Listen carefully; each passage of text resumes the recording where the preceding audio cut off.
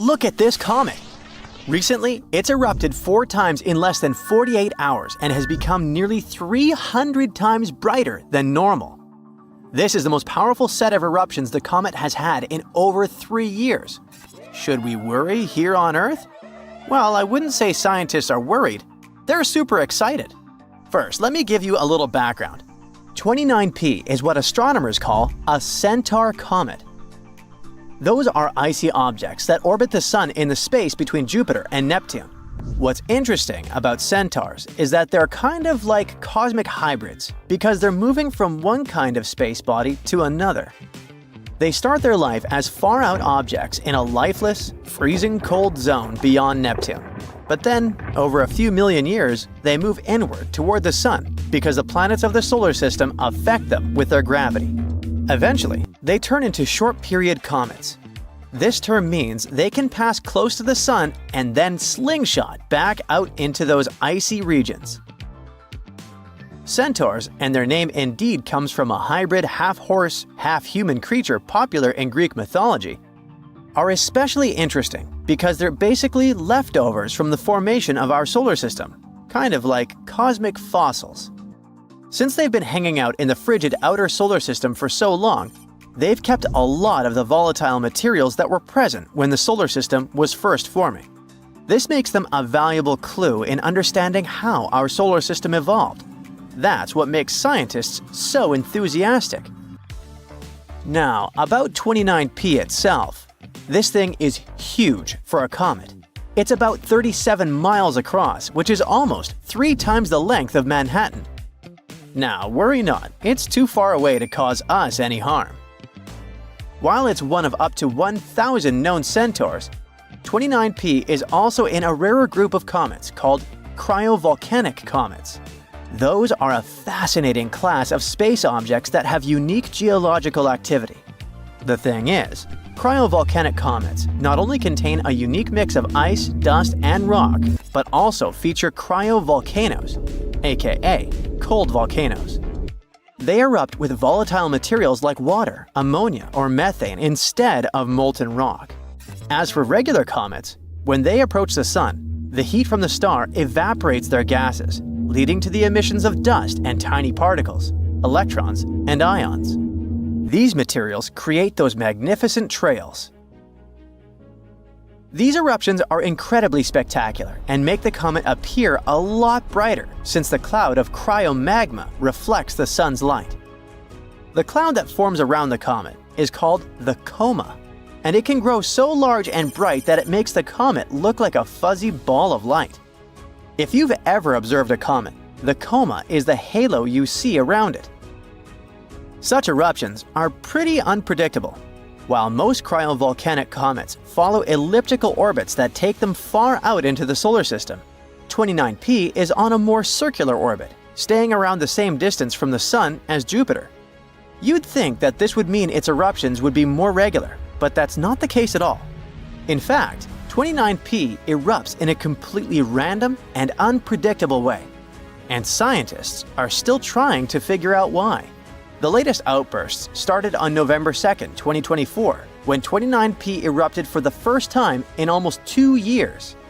This was followed by 3 more large eruptions in less than 48 hours, which really got the attention of astronomers at the British Astronomical Association. They'd been tracking 29P for a while, and they reported that the eruptions sent out a cloud of debris reflecting about 289 times more light than the comet's nucleus, which is a huge increase in brightness. Astronomers are expecting that the coma, which is growing after each eruption, could take on an unusual shape. The multiple outbursts might cause the coma to expand in a weird, irregular way. This is especially interesting because 29P hasn't had a major eruption like this since November 2022.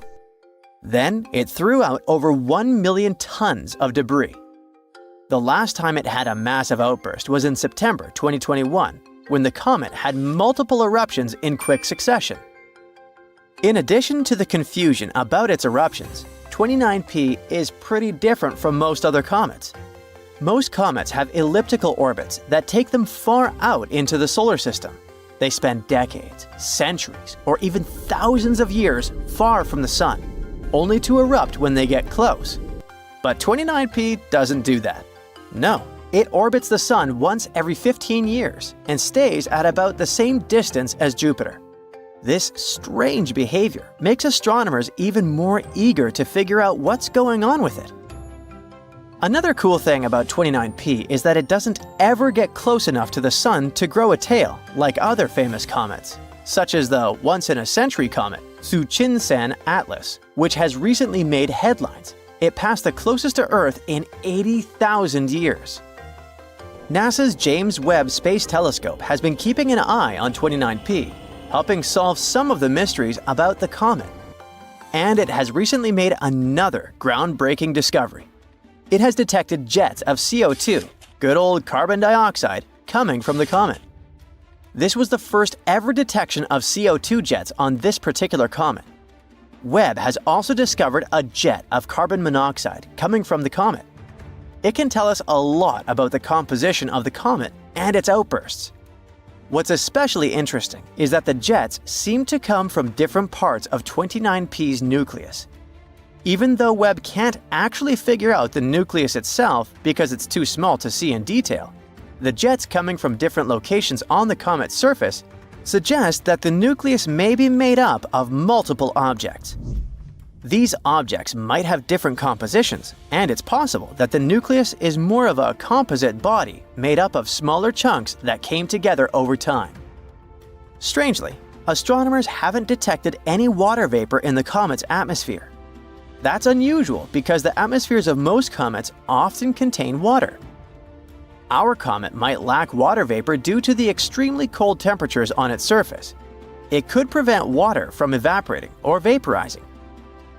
29P isn't the only thing that Webb is studying. The telescope has also been making some big discoveries about galaxies far, far away.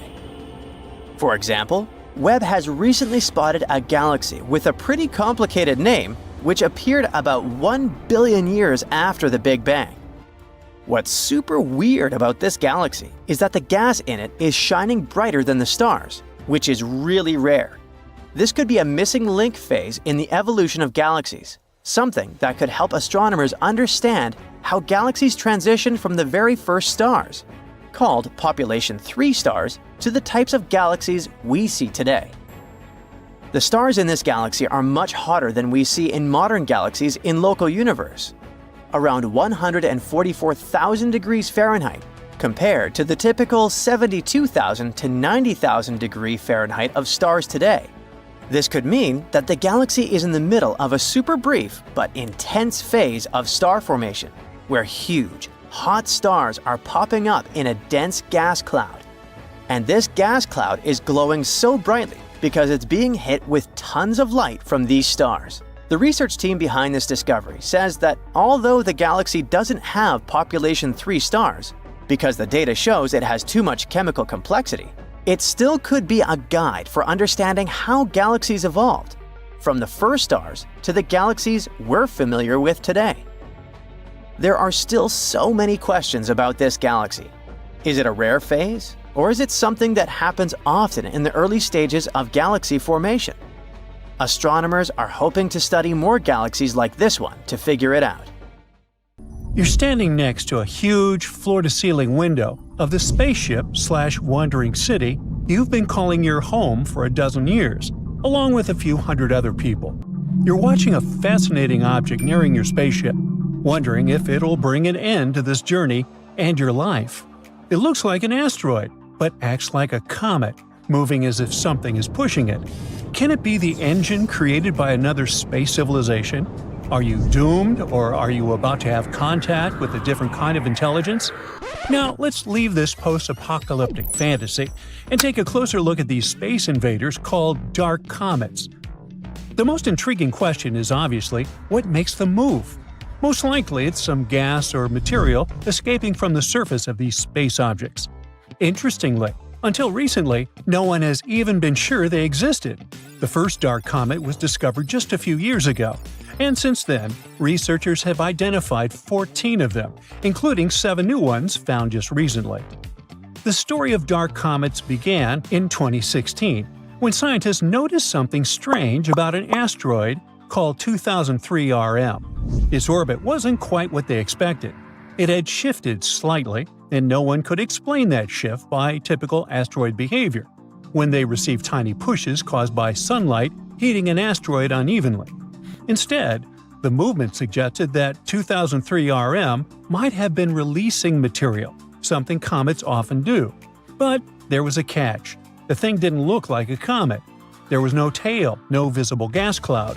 It was just a tiny dot of light, like a regular asteroid. At first, scientists thought 2003 RM was just a one-off mystery. But in 2017, a telescope spotted another strange object, this one from outside our solar system. It was Oumuamua. It too looked like an asteroid, but had a path that changed as if gas were escaping from it. The similarities between Oumuamua and 2003 RM made researchers think there might be more of such odd objects out there. By 2023, 7 more had been discovered in our solar system. These discoveries were enough to give this new type of object the name of dark comets. Now, scientists have enough data to start noticing patterns and learning more about their characteristics. And so, they have identified 2 main groups of dark comets. The first group, called outer dark comets, is larger, with sizes ranging from hundreds of feet to even more. They follow long elliptical orbits, similar to traditional comets that come from regions near Jupiter. The second group, inner dark comets, is smaller, usually tens of feet across. These comets move in almost circular orbits and stay closer to the Sun, near planets like Earth, Venus, and Mars. The main question these days is, where do dark comets come from? Can they be the remnants of larger bodies that broke apart? These space bodies could help us understand the history of the solar system. What if they had delivered the ingredients for life to early Earth? Once we study dark comets better, we might figure out if they contain materials like ice or organic compounds. And indeed, some researchers are sure that dark comets may contain or once have contained ice and played a big role in bringing water to Earth. According to a couple of studies, some asteroids in the asteroid belt, a region between Mars and Jupiter filled with rocky debris, might have ice beneath their surfaces, and this ice from the asteroid belt could have traveled into near-Earth space. In other words, it could be a pathway for water to reach our planet. So far, no one is saying that dark comets definitely brought water to Earth, but they might be another mechanism for moving ice from one part of the solar system to another. The study also hints at a connection between dark comets and a group known as Jupiter family comets. These are comets whose orbits are strongly influenced by the gravity of Jupiter, often pulling them inward toward the Sun. This connection makes it even more difficult to understand where dark comets come from and how they behave. Now, let's take a closer look at the differences between asteroids and comets. Traditional asteroids are rocky bodies that orbit relatively close to the Sun, typically within the ice line. This region is so close to the Sun that any ice on an asteroid surface would turn directly from a solid into a gas, leaving behind only rock. Comets, in turn, are icy bodies that form farther from the Sun. When they approach the inner solar system, their ice starts turning from a solid to a gas too, creating a visible cloud called a coma or a tail while releasing dust and gas. Dark comets blur these definitions. They appear as rocky asteroid objects without a coma or tail, but they have behavior typical of comets, and that's small non-gravitational accelerations. These accelerations occur when ice turns into gas, giving the object a slight push. After analyzing 7 known dark comets, astronomers estimated that between 0.5% and 60% of all near-Earth objects might belong to this mysterious category. And since dark comets likely come from the asteroid belt, ice is likely to exist even in the regions of the belt previously thought to be too warm. Now, near-Earth objects like dark comets don't stay in the same orbit forever. The near-Earth environment is unstable, and objects typically remain there for about 10 million years. Since the solar system is over 4.5 billion years old, this means that new near-Earth objects must constantly replace those that are lost. Now, astronomers have used computer models to simulate the movement of objects under the influence of non-gravitational accelerations. They've traced the paths of these objects over a span of 100,000 years and discovered that many ended up in the same regions where we find dark comets today. Now, do you remember that space rock 2003 RM, which was the first to be called a dark comet? Well, it provided a particularly interesting clue. Its elliptical orbit brings it close to Earth, then out near Jupiter, before returning to Earth again. This trajectory matches what scientists would expect from a Jupiter family comet, an object that was likely knocked inward from its original orbit. Most of the other dark comets studied, however, seem to have come from the inner regions of the asteroid belt, closer to Mars. Dark comets are often small and spin rapidly.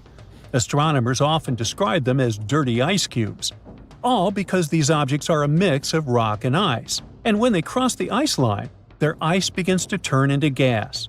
This process not only causes those small non-gravitational accelerations, but also increases their spin rate.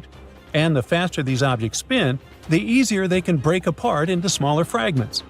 The pieces that break off also have ice, and as they spin faster and faster, they break into even smaller pieces. This process continues until you're left with very small, fast-spinning objects. This cycle of fragmentation helps explain why dark comets are often so tiny. But it could also mean there are more of them than we currently know about.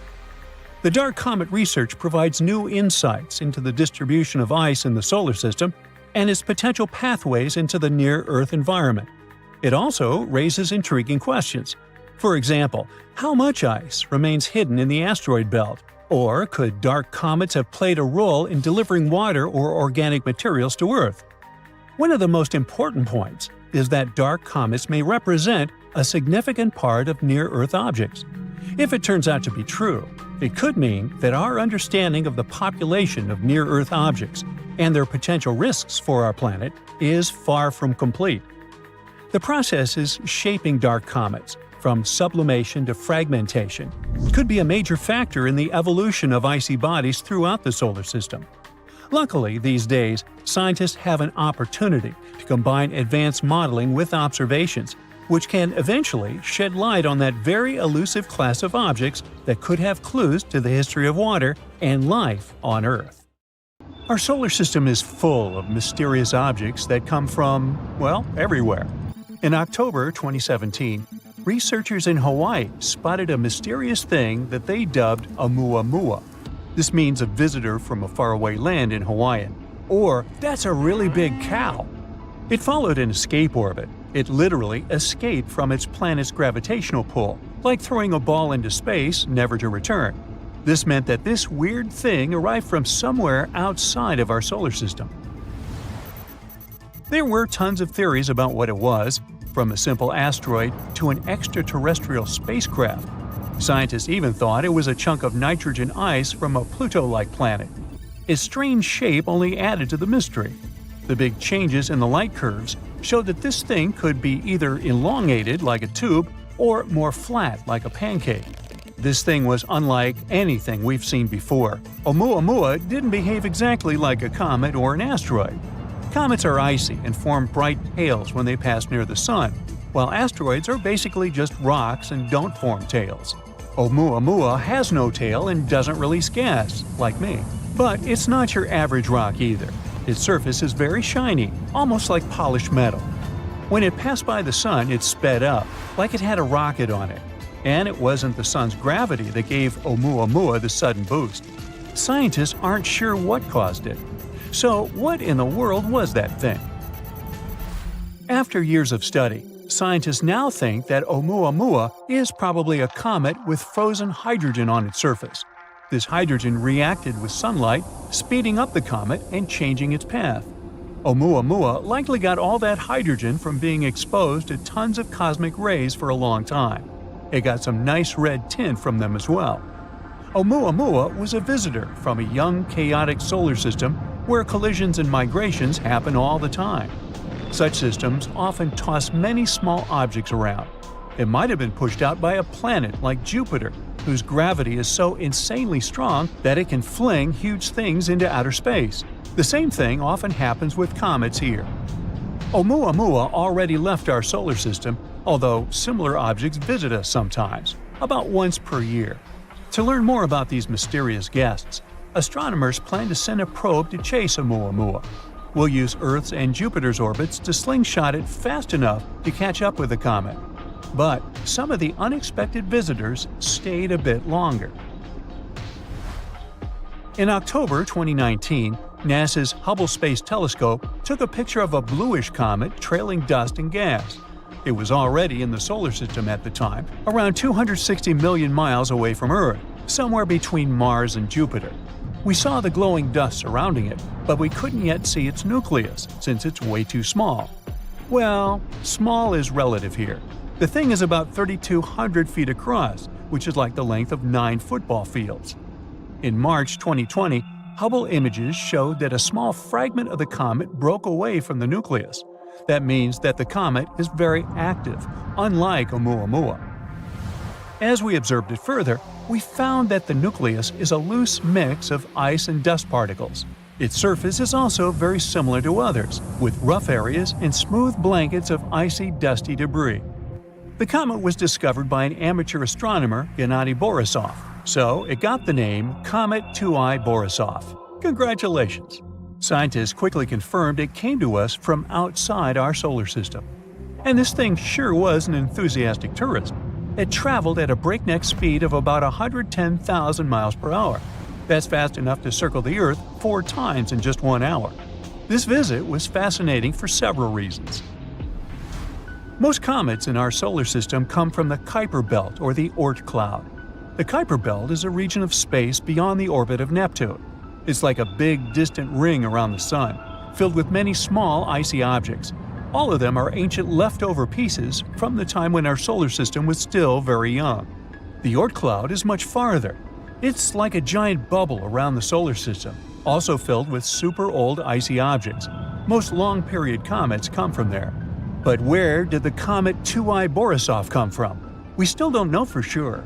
Scientists say that it likely formed in another star system, which could be either younger or older than our solar system. Would be weird if there was a third option, NASA. Anyway, it might have been kicked out from its home system, just like Oumuamua. Although Comet 2I Borisov is too small to hold on to its own atmosphere, it developed a coma when it approached the Sun. Now, coma is a funny name for that beautiful glowing cloud of gas and dust that surrounds the comet's nucleus. It forms when the Sun's heat causes the comet's ice to vaporize, releasing dust and gas into space. This one was friendlier than Oumuamua and gave us some more time to study it. As a result, we learned more about its cool, unique traits. For example, it had never interacted with another star. But, unfortunately, Borisov had to leave too. Now it's on a path that will take it back into interstellar space. However, there are many more visitors to come, and you might have heard of this one. The Great Comet of 1996. That's what we call the Comet Hyakutake. It was also named after the astronomer who discovered it, Yuji Hyakutake. In a beautiful coincidence, it was discovered on New Year's Eve. On March 25, 1996, this thing passed by incredibly close to Earth, only about 0.1 astronomical units away, a bit farther than the Moon. It passed over the North Pole. This made it one of the closest comet encounters in 200 years. It was visible worldwide, and it looked very bright and beautiful in the sky, stretching out widely. And it didn't stay for one night only. It got more and more visible during March, becoming one of the brightest objects in the night sky by the end of the month. The comet only fully faded by the end of May. It's a long-period comet, which means it takes hundreds of years to orbit the Sun. The last time it visited was about 17,000 years ago, and now its orbital period increased to 70,000 years. But don't be upset, there are other comets that will brighten our days and nights. Besides, some space objects prefer to stay around for longer. Now, there's this asteroid with a multisyllabic name that, to pronounce, is above my pay grade. This name in Hawaiian means the mischievous one of Jupiter. Luckily, scientists had mercy on us and dubbed it Bee-Zed. Hey, speaking for all the other narrators, thank you. It's a small asteroid, only about 1.8 miles in diameter. You can guess from the name that it shares an orbit with Jupiter. But there's a cool catch. The asteroid moves in the opposite direction, which is known as a retrograde orbit. The unusual asteroid was discovered on November 2014. It orbits the Sun for about 11 years and 8 months, sometimes passing inside and outside of Jupiter's orbit. It's been this way for at least 1 million years, and it will remain so for about 1 million more. But why does it move so unusually? Bee-Zed might actually be an interstellar immigrant. Perhaps it passed by our solar system about 4.5 billion years ago, around the time when the Sun was just forming. Then it got captured by gravity, but saved its opposite orbit. Or maybe it came from the Oort cloud. Then it could get its weird orbit from the mysterious planet 9, a hypothetical planet that's believed to exist in our solar system far beyond Jupiter. In any case, this asteroid gives us more insight into the history of the solar system and how organic materials can travel to us from outer space. Now, at any given time, there are thousands of objects in our solar system that come from outer space. They stay here for different lengths of time, but sometimes we get lucky, and they end up teaching us a lot about interstellar space. The very first known interstellar object, or ISO, to pay a visit to our solar system was a rocky, elongated interloper with a slightly reddish hue. It was spotted in 2017 and was dubbed with the Hawaiian name Oumuamua. It was almost 10 times as long as it was wide, and it was extremely unusual. Objects in our solar system are rarely shaped this way, so astronomers hoped it could provide some clues into how other star systems form and function.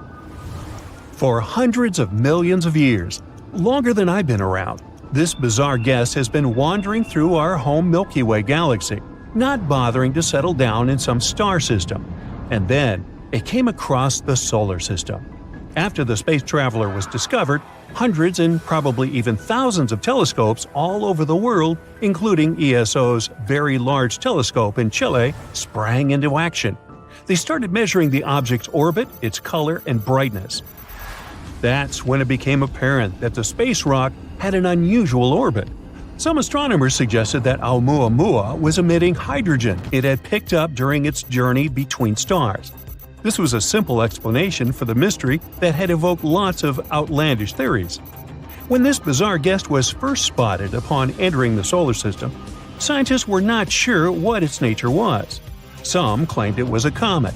Others disagreed, saying it didn't have the features typical for comets: a visible long tail and a coma, which is a cloud of gases surrounding the nucleus of a comet. Plus, its shape was different from that of other comets. The only thing that made Oumuamua more comet-like was the way it accelerated as it went away from the Sun. The unusual object started to slow down on its way out, but in a strange way, as if not only gravity was in play there. It seemed like something was creating a force to counter this gravity. But unfortunately, this theory didn't quite fit either. The problem is that comets usually have large quantities of water ice on their surface, and as the Sun heats this ice, it gets ejected as jets of gas. Those jets act as mini rocket boosters.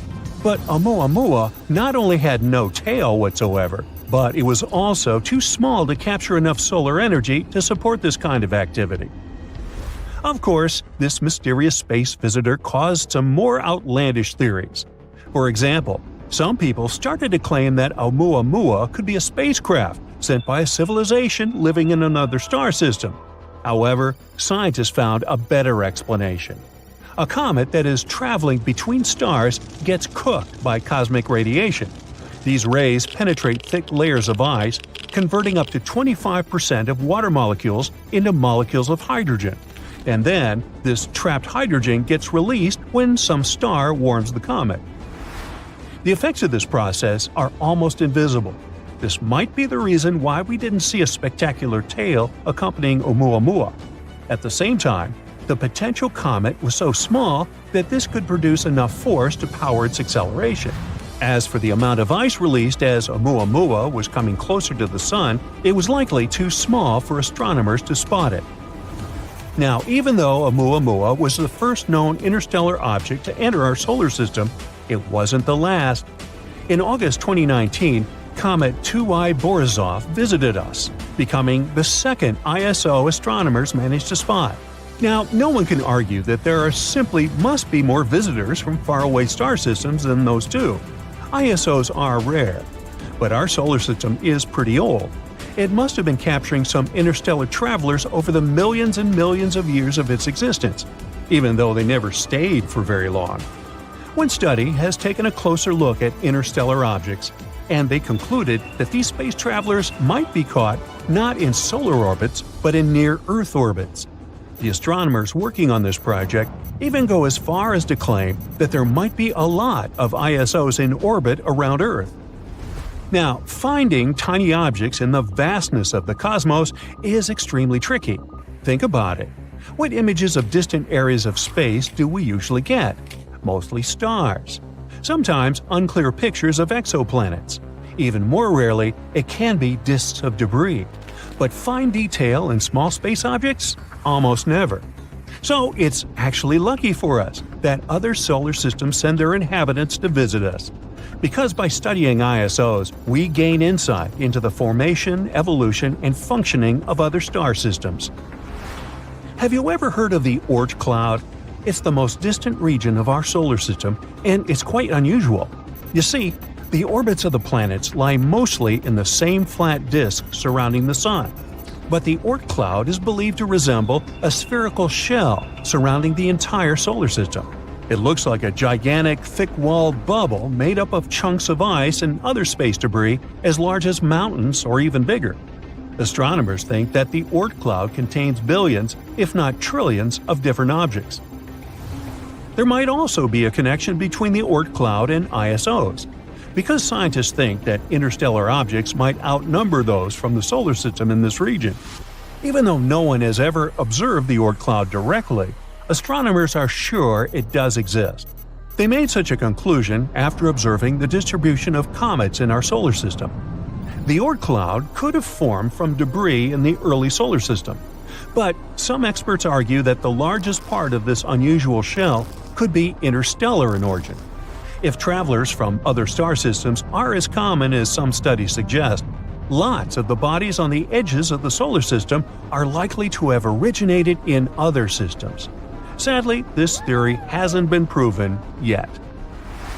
Now, since we've been talking about comets, not Cupid or Donder or Blitzen, one of them has recently approached the Sun at breakneck speed. It was 96P Machholz 1. This comet is around 3.7 miles wide, and astronomers think it might have arrived from outside the solar system. The NASA European Space Agency Solar and Heliospheric Observatory spacecraft has been monitoring the comet. So look at this. That's the comet's tail. It's mostly made up of gas. It's trickling behind frozen chunks of ice that are getting heated by the radiation coming from the Sun. In some cases, a comet can have two tails, one made of dust and the other consisting of gas, and each of them can reach hundreds and, in some extreme situations, even millions of miles in length. In 2008, scientists analyzed the material left by 150 comets. They found out that the comet we're talking about was quite low in carbon and didn't contain a large enough amount of some other typical materials. This could only mean one thing. The comet was an interloper coming from another star system. It may have been ejected from its original solar system by the gravity of a large planet. After that, the poor homeless thing probably spent a large amount of time wandering around space, until it came across Jupiter. The gas giant could have bent the comet's trajectory, trapping it in orbit around the Sun. There's one more theory. According to it, the comet formed in a poorly studied region of the solar system, and it has this weird composition due to its repeated journeys around the Sun. Now, scientists are watching the comet with anticipation, like Christmas. Since it's an atypical one, both in its behavior and composition, they don't know what they will see, which makes the whole process even more exciting. Most comets falling toward the Sun are quite small, not more than 32 feet across. That's why they burn up as soon as they come close to our star. But the sheer size of Machholz 1, which is more than 2/3 the height of Mount Everest, seems to protect the comet from evaporating completely. Thousands of strange spaceships sneak into Earth's airspace. They descend to our planet and fly through cities, plunging people into complete chaos. Suddenly, the door of the largest ship opens, and a strange creature comes out. It tries to copy our language and says they had come from a distant star, Proxima Centauri. Something like this might happen because scientists have recently picked up a strange radio signal off that star. Proxima Centauri is the closest star to our solar system. It's only 4.2 light years away. That means a beam of light that starts from this star reaches Earth in 4.2 years. That's also 270,000 distances from Earth to the Sun. The star Proxima Centauri itself is too pale for us to see with the unaided eye in the night sky, but its system hides a little secret. Let's fly there and take a closer look. So here's this red dwarf. It's 7 times smaller than our Sun and 8 times lighter. Proxima Centauri is 1.5 times bigger than Jupiter and almost 150 times heavier. But what we're looking for is a little further away. This is Proxima Centauri b, a planet similar to Earth. It's only 10% larger than Earth and is in the habitable zone of the star. It's the perfect distance, not too far away and not too close. So the temperature isn't too high or low there either. Water, if it exists on that planet, can be in a liquid state. And so, life can survive and evolve there. Maybe it's developed enough to send us the signal that we had received. A radio signal is basically waves. They have a certain frequency and length, and we can always tell an artificial signal from a naturally generated one. The signal that we picked up from Proxima Centauri b had a frequency of 982 megahertz. The regular radio we listen to in the kitchen or in the car picks up signals around 100 megahertz. That's why scientists have concluded that the signal was created artificially. Such signals could have a way of communication between the developed worlds. If this is really a message from an outer space civilian, we should be able to decode it. For this, any civilization must use the simplest method of encryption. For example, Earth has already sent a radio signal into space. It was the Arecibo message. This message consists of 1,679 digits. It's a rectangle of 23 by 73 squares that has information about our civilization encoded using a binary code. At the top of the rectangle, there's a system of numbers that we use. They're marked in white. This purple thing is the key to read the next part of the message. The atomic numbers of the elements like hydrogen, carbon, nitrogen, oxygen, and phosphorus are encoded in this key. These are the key elements that can start life. If those who receive this signal can make sense of the numbers in the key, they can read the next part of the message. These green things are the building blocks of our DNA chain, and right at the bottom here is the DNA chain itself.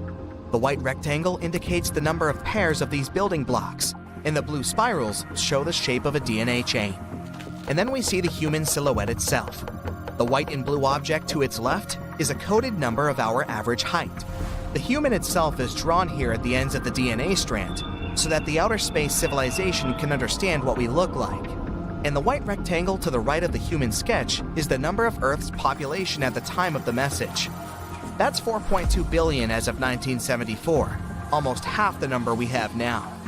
The next part is a drawing of our solar system. The big yellow square is the Sun. Then come all the planets in our solar system, including Pluto. Earth is shifted up a bit here, so that outer space civilization can understand where this message is coming from. In the last drawing is the observatory from which this message had been sent into space. This signal is now on its way to the M13 star cluster 25,000 light years away from Earth, so it won't get there for another 25,000 years. And we'll need another 25 to get a response if there is really someone on the other side who can receive the signal. If the signal from Proxima Centauri is also a message, we'll need time to decode it. So let's fire up our super-powered computing machine and wait for the result. But this isn't the first mystery signal we've ever picked up on Earth. Scientists recorded an unusual wow signal in 1977. They supposed it came from somewhere in the constellation of Sagittarius. The telescope was picking up the unknown signal for an impressive 72 seconds. Later, a scientist who looked at the printout of the signal concluded that the signal was artificial. He wrote, "Wow," on the printout as his reaction.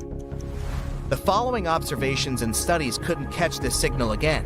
Some theories said that this signal came from a celestial spaceship flying by. It had flown away, and we could no longer detect the signal. But most likely, this signal was created on Earth. It was directed upward but reflected off an object at a high altitude. It could have been an airplane, a satellite, or space debris orbiting our planet. Then the signal was picked up by the telescope, and because it was human-made, all of its characteristics, like wavelength and frequency, could have confused scientists. In 2017, scientists recorded a flare on Proxima Centauri. The star's brightness increased by 1,000 times in just 10 seconds. Before that, there was another flare there that was weaker but lasted about 2 minutes. With these flares, Proxima Centauri has emitted enormous amounts of radiation. Even if there was life on the star's companion planet, these flares would have likely destroyed it. The stellar winds would have simply blown the atmosphere off the planet and made its surface lifeless.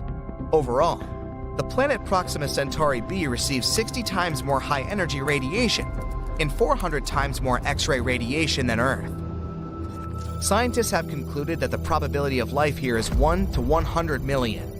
And while we don't know yet for sure if the signal was artificial or natural, the scenario of a bunch of spaceships coming to Earth is most likely possible. Our only method for searching for outer space civilizations is using radio waves. They're like loud noise that blasts away from our planet in different directions at the speed of light. The main problem here is the gigantic distances. Our galaxy, the Milky Way, is 100,000 light-years wide. Suppose there's life at the other end of it. If we send a radio signal to them, it won't reach that supposed planet for another 100,000 years. And we won't get a response for another 100,000 years. It's the same if someone once wanted to contact us. We didn't learn how to create and receive radio signals until the 19th century. If a civilization was developing at the same time as us somewhere in the Milky Way and they invented the radio, we won't get their signal for several millennia. Plus, the radio noise from our planet is starting to fade away. We use Bluetooth, fiber optics, cable TV. So in about 100 years, we'll no longer be visible to other worlds. Or worse, what if there was an outer space civilization somewhere that was sending signals into space? The signals were reaching our planet, but we didn't yet have the technology to pick them up. The world that was sending the signal has evolved, and the signal went out. We could have caught those remnants of the radio waves that were moving through the universe, but we set up the antennas too late. There are about 2 trillion galaxies in the universe. Each of them contains billions and trillions of stars similar to our sun. Maybe there's a planet near one of them that looks like ours. Life could be blooming there. And this outer space civilization, just like us, is looking through telescopes in hopes to catch the radio signal from an unknown planet. Recently, Voyager 1, a space probe designed to study the outer solar system and interstellar space, started sending truly bizarre messages to Earth. It was impossible to decipher them. Scientists were perplexed. Were extraterrestrial civilizations trying to tell us something? It turned out not to be the case. Apparently, the spaceship has encountered serious problems on its space voyage. Currently, NASA is trying to reach across 15 billion miles to rescue the probe. Unfortunately, spacecraft can't live forever. Last year, Voyager 1 started beaming home total nonsense. And if before it was a string of binary code consisting of ones and zeros, now it's something unintelligible. It means that billions of miles away from home, beyond the protective bubble surrounding the solar system, Voyager 1 is in big trouble. The Voyager 1 team on Earth traced the problem to the probe's flight data system. It's an onboard computer parsing and parceling all kinds of science measurements for further radio transmittal to Earth. One theory claims that it could have been struck by a high-energy cosmic particle, which caused problems with the system's memory, like a bit flip. Bit flips occur when you're copying data, and one of the bits changes, making everything incorrect. A value of 1 becomes a 0, or vice versa. Usually the team simply asked the spacecraft for a memory readout. It allowed them to find and reset the errant bit. But this time, they don't know where the bit flip is because they can't see what the probe's memory is. And it's the most serious issue they've had in a long time. It's very worrying because they've lost communication with the spacecraft. But recently, the team has managed to break through to Voyager 1. After months of stress and failed attempts, they finally managed to decode a portion of the spacecraft's gibberish. This might allow them to find a way to decipher whatever it's trying to say. While you're watching this video, Voyager 1 has already traveled around 10,000 miles of almost empty space. Voyager 1 and its sibling, Voyager 2, are slipping away from us at incredible speeds. Sooner or later, they're bound to fall silent. The Voyagers are very important to humanity, as much as they're beloved. The Voyager missions were supposed to exploit a once-in-175-year alignment of Jupiter, Saturn, Uranus, and Neptune to slingshot through our solar system, exploring its most distant regions. Outfitted with nuclear power sources, these space probes were built to last. Nearly half a century later, the probes are still the farthest flung and longest-lived missions ever sent into the cosmos by people. Voyager 1 is the front-runner, and its sibling is trailing close behind. In the years 1979 to 1981, the Voyagers zipped by the gas giants of our solar system, sending stunning images of Jupiter and Saturn, as well as their collection of moons, to Earth. Voyager 2 then went on to explore the ice giants, Uranus and Neptune. Those were actually the first and so far only times people had seen those bluish worlds up close. After that, the Voyagers left the realm of the known planets. Each of them followed its own path into darkness. Voyager 1 moved up and out of the plane of the solar system, while Voyager 2 looped downward. As the Voyagers traveled farther from Earth, the team switched off many onboard instruments, including the cameras. But the spacecraft kept studying the space they were flying through. Their main task was to examine the heliosphere, that protective bubble around our solar system formed by the sun's wind and magnetic field. It blocks cosmic rays, protecting us from space radiation. The Voyagers were supposed to document the unfamiliar mix of particles and fields, escape the solar system, and turn into real interstellar wanderers. It happened in 2012. Voyager 1 crossed the boundary where the sun's influence waned, and if before, we could only make guesses about what was beyond that barrier and how it shielded Earth from the harshness of the cosmos. Now, Voyager 1 could tell us directly about the stuff filling space between stars. Voyager 2 followed its sibling in 2018. It was early morning on the 30th of June, 1908, when a terrifying explosion occurred in the sky above the stony Tunguska River in Siberia. It left 80 million trees flattened, and the affected territory was more than 820 square miles. Thousands of people within 900 miles experienced the Tunguska event, and later, researchers managed to collect more than 700 accounts. Most reports mentioned a fireball in the sky. It was glowing like a second sun. People also spoke about a series of explosions that produced frightful sounds.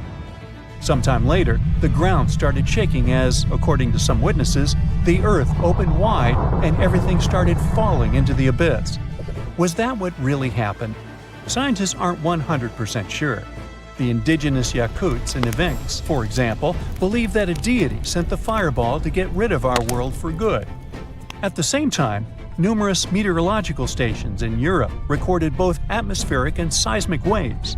Days later, weird phenomena were observed in the sky over vast territories, reaching Europe. Those were glowing clouds, colorful sunsets, and even a weak luminescence at night. Some reports mention a blue tube in the sky.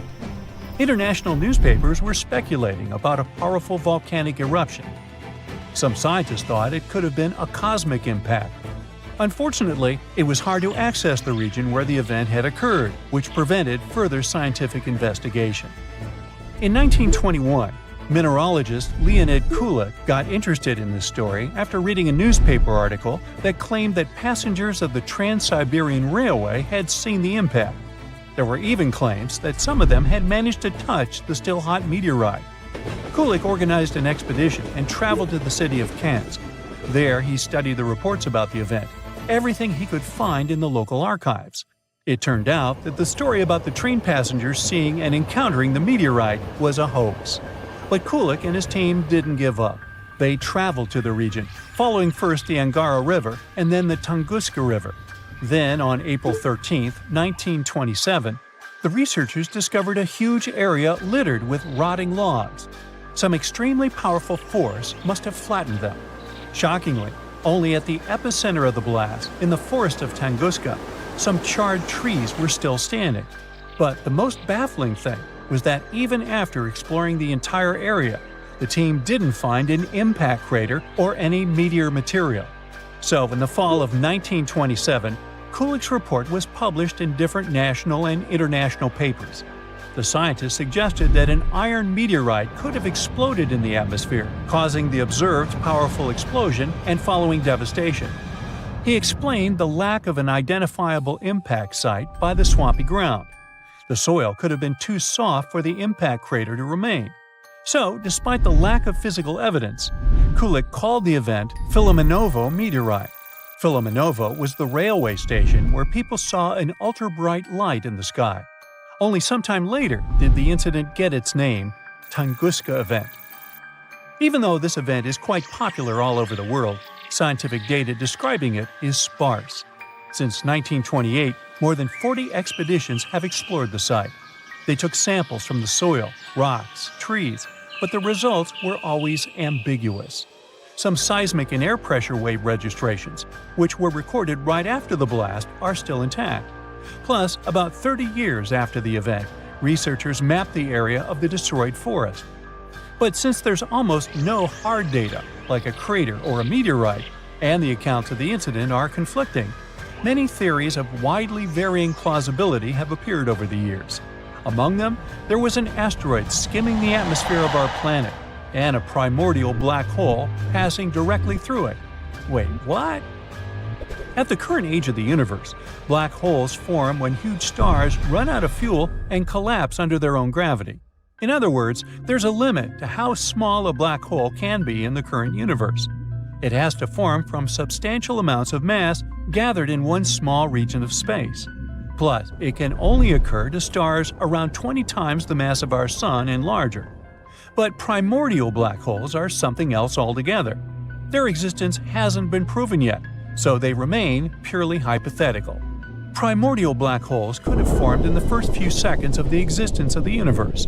At that stage of its development, all the stuff that would later continue to create stars and galaxies were packed together much more tightly. At that time, pockets of hot material might have been dense enough to form various black holes, from giant to teeny-tiny ones. The masses of such holes could have been 100,000 times smaller than that of a paperclip. At the same time, these holes could have reached a mass of 100,000 solar masses.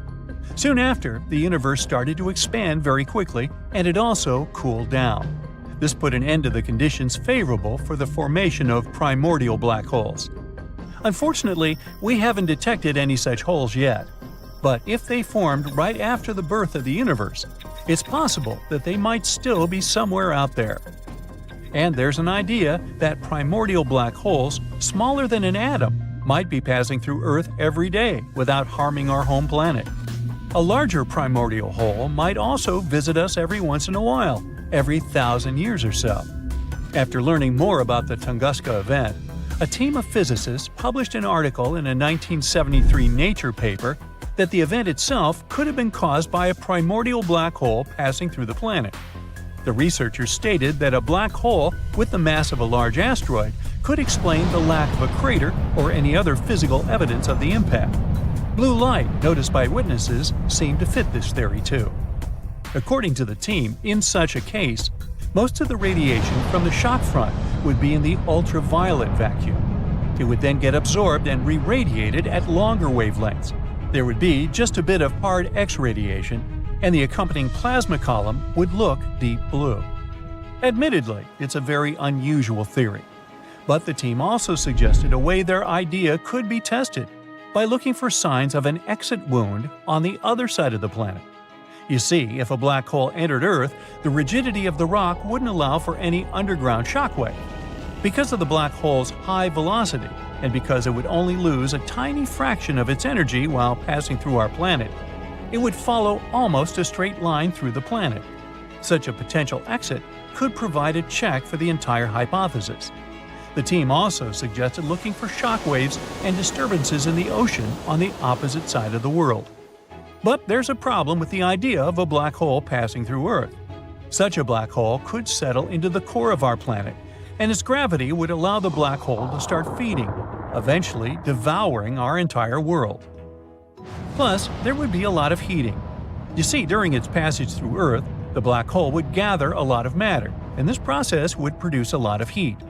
To put it simply, the impact of an asteroid-mass black hole would release almost the same amount of energy as the impact of an asteroid, like the one that destroyed dinosaurs. Luckily, according to the existing calculations, the chances of a black hole settling in the core of our planet are minimal, since black holes are just too fast to do so. In any case, the Tunguska event being a black hole passing through our planet is certainly an exciting idea, but no evidence that could prove it has been found yet. Plus, we still don't know whether primordial black holes exist at all. Yep, it's something to ponder. If an asteroid like Apophis hits Earth, we will be destroyed. Massive earthquakes will strike, and tsunamis will flood everything. Apophis is a billion-year-old celestial body that has been in the solar system since its inception. So you might be thinking, well, how likely is it that this giant space stone will collide with our planet in 2029? Well, let's find out, shall we? Apophis is a big, bad asteroid discovered in 2004 by the Kitt Peak National Observatory in Arizona. Since then, it has proudly held the title of one of the most dangerous asteroids ever located. It's around 1,100 feet wide, which is a bit bigger than the Empire State Building and the Eiffel Tower. Because of how scary it is, it was named Apophis, like the Egyptian immortal creature that was considered to bring eternal darkness and destruction to Earth. Oh boy. In 2021, researchers had a once-in-a-lifetime opportunity to study this floating rock when it passed near our planet, and we'll come back to that in a minute. Now, some scientists say that there is a small chance of Apophis hitting the Earth on Friday, April 13, 2029. The Yarkovsky effect is to blame for this, since it can slightly nudge this space rock towards Earth. This effect originates from the uneven emission of thermal photons from a rotating celestial object, resulting in a fascinating force exerted upon it in space. These emitted photons possess momentum and play a pivotal role in shaping the dynamics of the body. The asteroid has two sides, light and dark, just like the Moon. The light side faces the Sun and is warmer than the dark side. But the thing also turns, so the sides constantly change direction and temperature. This change could be detrimental because it slightly pushes Apophis toward Earth. Unfortunately, nobody knows how the Yarkovsky effect will influence the asteroid's path. On the other hand, on the asteroid's last flyby of Earth in 2021, astronomers used radar to take accurate measurements of its trajectory and confidently concluded Apophis will safely miss Earth in 2029 by about 20,000 miles and won't bother us again for at least 100 years. Now, generally speaking, every 8,000 years, our planet is hit by a falling star that has similar dimensions to those of Apophis. The last time we were hit by a slightly smaller meteor was in 2013. A new spacecraft developed by NASA called the Osiris-Rex was launched in 2016 to collect samples from another slightly less terrifying celestial body called Bennu. 4 years later, it finally arrived at the thing, got some samples, quickly said goodbye to Bennu, and started traveling back towards Earth. The samples were safely stored in a capsule dropped in Utah. So far, this has been the most significant sample ever taken from an asteroid. After the delivery, the spacecraft didn't waste any time and started chasing Apophis. Now, Osiris-Rex has been renamed to Osiris-Apex and is currently playing tag with Apophis. With some luck, on the 2nd of April 2029, when the asteroid zips close by Earth, the spacecraft will reach Apophis and land on it. It will stay on Apophis for 18 months, collecting valuable information and taking thousands of pictures. The asteroid will be monitored with the help of powerful telescopes. At some point, Apophis will get too close to the Sun, and then all the monitoring work will be on Osiris's apex back. If you live in Europe, West Asia, or Africa. You're one of those lucky people who will have a once-in-a-lifetime opportunity to see Apophis with the unaided eye. It'll be visible in the sky in these regions in 2029, and those who have telescopes will be able to spot it once again in 2036. Osiris-Apex will experience some problems because the asteroid has a thick crust, and the spacecraft won't be able to collect data as easily as it did with Bennu. Osiris-Apex has a unique thruster that will blow all the dust from Apophis while landing. This will be a perfect chance to analyze the surface of the asteroid to see what it's made of. The craft will spend 1.5 years mapping the asteroid, trying to detect changes in its shape. All this research will show how the celestial body is likely to move so we can better design plans to protect Earth from such things. In 2025, NASA is also going to launch the mission Apophis Pathfinder, and it will be the first spaceship to ever touch this asteroid. It will land approximately a year after its launch. Also, NASA has proposed sending a swarm of tiny craft into space to help humanity develop effective protective tactics against asteroid strikes. We know that Apophis originated in the primary asteroid belt between Mars and Jupiter. In the past million years, this celestial body has changed its path because of the considerable influence of Jupiter's gravitation. Now it seems like it favors the Sun more, meaning this asteroid will come very close to Earth. That's why it's classified as a near-Earth celestial body.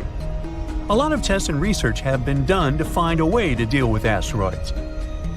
Some solutions include drilling and detonating the space body from inside, or testing new technologies, like attaching rockets to it and trying to steer it away from Earth. We can also hit it with something moving at high speeds to make it change its course. Apophis is an S-type asteroid made of rocks and minerals like iron and nickel, and is shaped like a peanut. It can tell us a lot about the past and possibly the future. Sampling this space object could reveal how life on Earth began and how plants appeared. There are many theories that suggest that water arrived on our planet on an asteroid or a comet. Asteroids are like priceless time capsules. Unlike rocks on Earth, which have undergone thousands of changes, like erosion, most celestial bodies are still intact and much easier to study. When meteors fall on Earth, they get covered in debris that's impossible to clean. That's why studying Apophis while it's still in space is so important. Also, some asteroids are made of precious metals like platinum. Right now, we have a high demand for metals that we use in production, and mining metals on Earth is quite tricky. Just one large meteor might have iron, nickel, gold, and platinum that could last us millions of years. If Apophis has this amount of metals, well, we'd want to break it down and bring it back to Earth. One space rock could be worth quadrillions of dollars, making space mining highly profitable. And still, it would cost us more to get it back to Earth than to dig up these materials here. As technology progresses and new kinds of rockets are developed, this might become possible at some point. So, even though we're safe for the next 100 years from Apophis, you probably still want to see what would happen if something like it did impact. Come on, sure you do.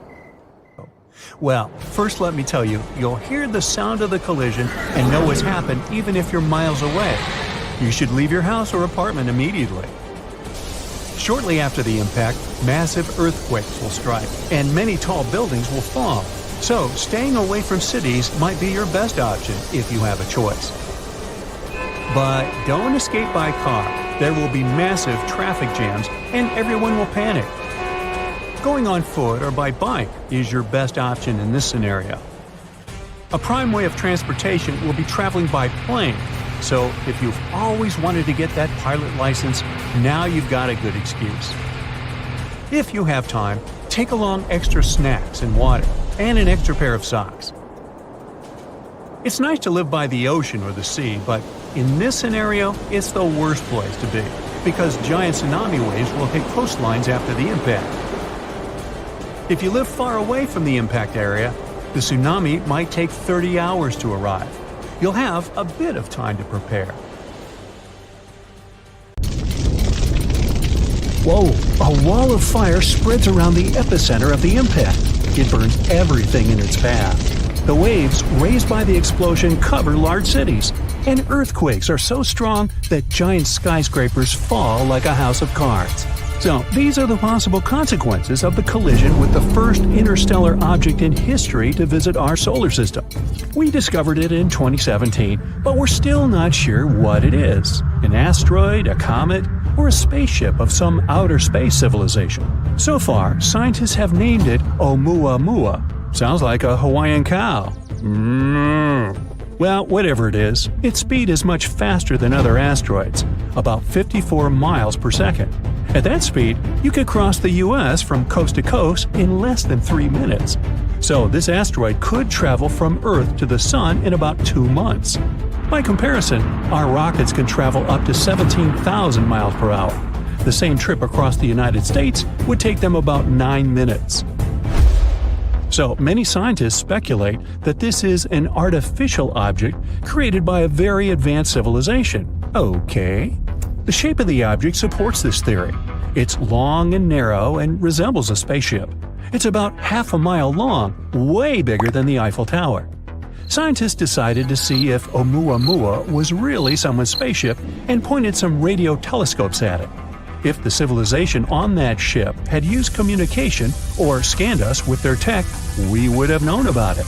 But there was complete silence. Kinda like that. Not a single radio wave. But that doesn't disprove the theory of outer space civilization.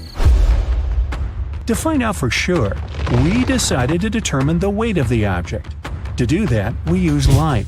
More precisely, its reflection. You see, different materials reflect light differently. We take an unknown black stone, for example. It absorbs almost all the light, reflecting almost nothing.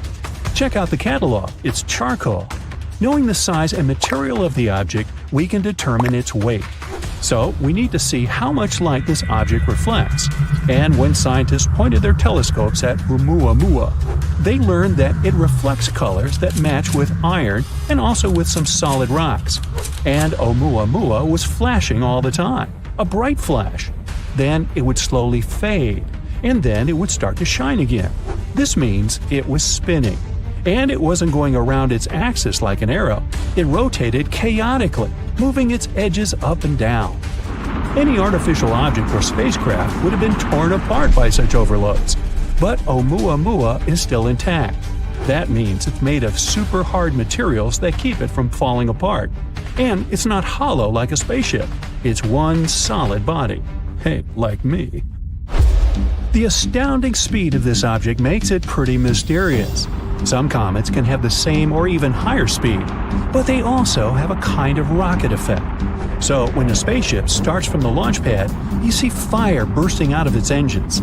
Every second, the rocket mixes fuel with oxygen, ignites them, and ejects them at a tremendous speed. According to the laws of physics, this is like pushing off a wall. The rocket sort of jumps up from the combustion gases it throws down. That's how the rocket creates thrust and accelerates. Comets work on a similar principle. The sun's rays hit the surface of the comet. Light elements like ice start to evaporate. That gas goes one way, the comet goes the other. Just like a rocket, the comet is pushing off the evaporating gas and accelerates. This gas also forms the comet's long tail. It's as if the massive rock is dragging all this gas behind it. I can relate. Or it's like a car pulls air with it when it goes at high speed. But Oumuamua is not a comet, and it doesn't have that tail, and it doesn't have the same rocket effect as a comet, so it couldn't have accelerated to that speed. But some scientists believe that Oumuamua used to have a tail. Although we discovered it in 2017, it entered our solar system in 1995, and it was hit by the sun's rays even back then. When we discovered this asteroid, it had already lost about 95% of its mass. It simply evaporated. Other scientists believe that Oumuamua got this velocity during its birth, somewhere far away in another star system or nebula. Perhaps it was a dramatic collision of some exoplanet with another cosmic object. The colossal explosive energy of the collision threw the elongated shard into outer space. Or it could have been a supernova explosion. When a star reaches the end of its lifespan, it becomes a red giant. It's an inflated version of the star, hundreds of times bigger. Then it shrinks and explodes with tremendous force. The blast waves can travel many light years away from the epicenter, and it's one of the brightest events in the universe. So, the supernova might have torn some exoplanet to pieces. One of them, Oumuamua, gained a lot of energy and speed and began its long journey toward Earth. This might explain why Oumuamua keeps spinning so wildly. But recently, scientists published a theory that Oumuamua may be a giant block of ice. The kind of ice we're used to is water, H2O, but Oumuamua could be nitrogen ice, N2. It may have remained intact in interstellar space for 500 million years. And when it arrived in our solar system, nitrogen ice could have reflected 2/3 of the sun's rays, so it didn't heat up as much. That explains why Oumuamua doesn't have a tail. You can find the same nitrogen ice on Pluto, as well as on Triton, one of Neptune's moons. So Oumuamua comes from a similar icy exoplanet. But we can find out for sure only by sending a space probe to it. Scientists came up with a plan for that called Project Lyra. The problem is that Oumuamua is leaving our solar system at tremendous speeds, much faster than our rockets can fly. And we need to catch up with this space rock as quickly as possible before it gets too far away. To do this, we can use a gravity maneuver. First, the space probe makes a flyby of Jupiter. It passes close to it to take advantage of its gravity to accelerate. After that, the probe will head towards the Sun, and it'll fly around it as close as possible to fire like a catapult towards the space rock. The second option for reaching the asteroid is to use microprobes. We have to launch about 1,000 of them into orbit. They should be no heavier than a match. Each of them will have a light sail the size of a boxing ring. Then we'll focus a powerful laser beam from the ground onto this sail. It will allow us to accelerate the probe to about 20% of the speed of light. It shouldn't go too fast not to fly past the asteroid. It should be able to enter its orbit or land on it. But if we're too slow, Oumuamua will leave our solar system before we can catch up with it. It'll be a great experience because in the future, we'll be able to use such asteroids as a space taxi. All we have to do is enter the orbit of such an interstellar asteroid or even land on it. Then we would keep moving through space at incredible speeds without using any fuel at all. This would be a great option for traveling long distances or to deliver supplies to other star systems. So why should we be afraid of such objects? Well, a collision with an asteroid the size of Oumuamua could wipe out an entire state. If it were to hit somewhere in the ocean, it could cause waves taller than our skyscrapers. Scientists are anxious to find ways to protect us against such objects. One of them is ramming. If we spot a potentially hazardous object, we could send a spaceship towards it, pedal to the metal. The spacecraft will have to ram the asteroid at an angle that will move its trajectory just a little bit. Moving it too much on a cosmic scale would only dramatically change the asteroid's final destination, and we only need to get the asteroid past our planet. We can also create a controlled explosion on the asteroid. It's based on the same principle. The force of the explosion would have to shift the trajectory of the asteroid slightly, or smash a giant rock into smaller pieces. Asteroids up to 80 feet wide would burn up completely in our atmosphere due to friction against the air. Rocks between 80 feet and half a mile in size may not burn up completely and cause local damage. Anything larger is considered very hazardous. You think? The traditional method of science fiction is to put rocket engines on the asteroid. Then we can not only change the trajectory of the space rock, but also control it. And we can use it against other asteroids. It would be something like space billiards. You know, many different things have nothing in common at first glance. The appearance of mysterious clouds over Stonehenge and the migration of wolves in Canada. Patterns on the wings of a Caribbean butterfly, and strange footprints on the moon's surface. These are all random facts, but people can see connections in these events. Let's see how it can happen and where it can lead to. Imagine reading some crazy article on one of the unreliable sites. forgetting about it, and then beginning to notice small details in the world that might indicate that the information in this article is true. You realize you've learned something unusual, but for some reason, other people don't see it or don't want to see it. You try to tell them, but no one wants to listen to you. And some people even think you've gone mad. Let's stop for a moment and see what kind of article you've read. So, in 2017, one not-so-truthful site published a story about a ship from another planet called Black Knight that had been spying on people for 12,000 years. But not long ago, agents from a secret organization managed to destroy it. Sounds like absolute nonsense or a plot for a cheap sci-fi movie. Of course, you don't believe it. But a few years later, you find a story about Nikola Tesla. Let's fast forward to 1899. The famous scientist was sitting in his laboratory in Colorado Springs conducting radio experiments. Suddenly, his receiver caught a strange radio signal. Then, after a while, another one. The signals came in with the same time interval, as if someone wanted to send a message. Nikola Tesla realized it could be something from extraterrestrial civilizations that were trying to start a dialogue with people using the most universal language, math.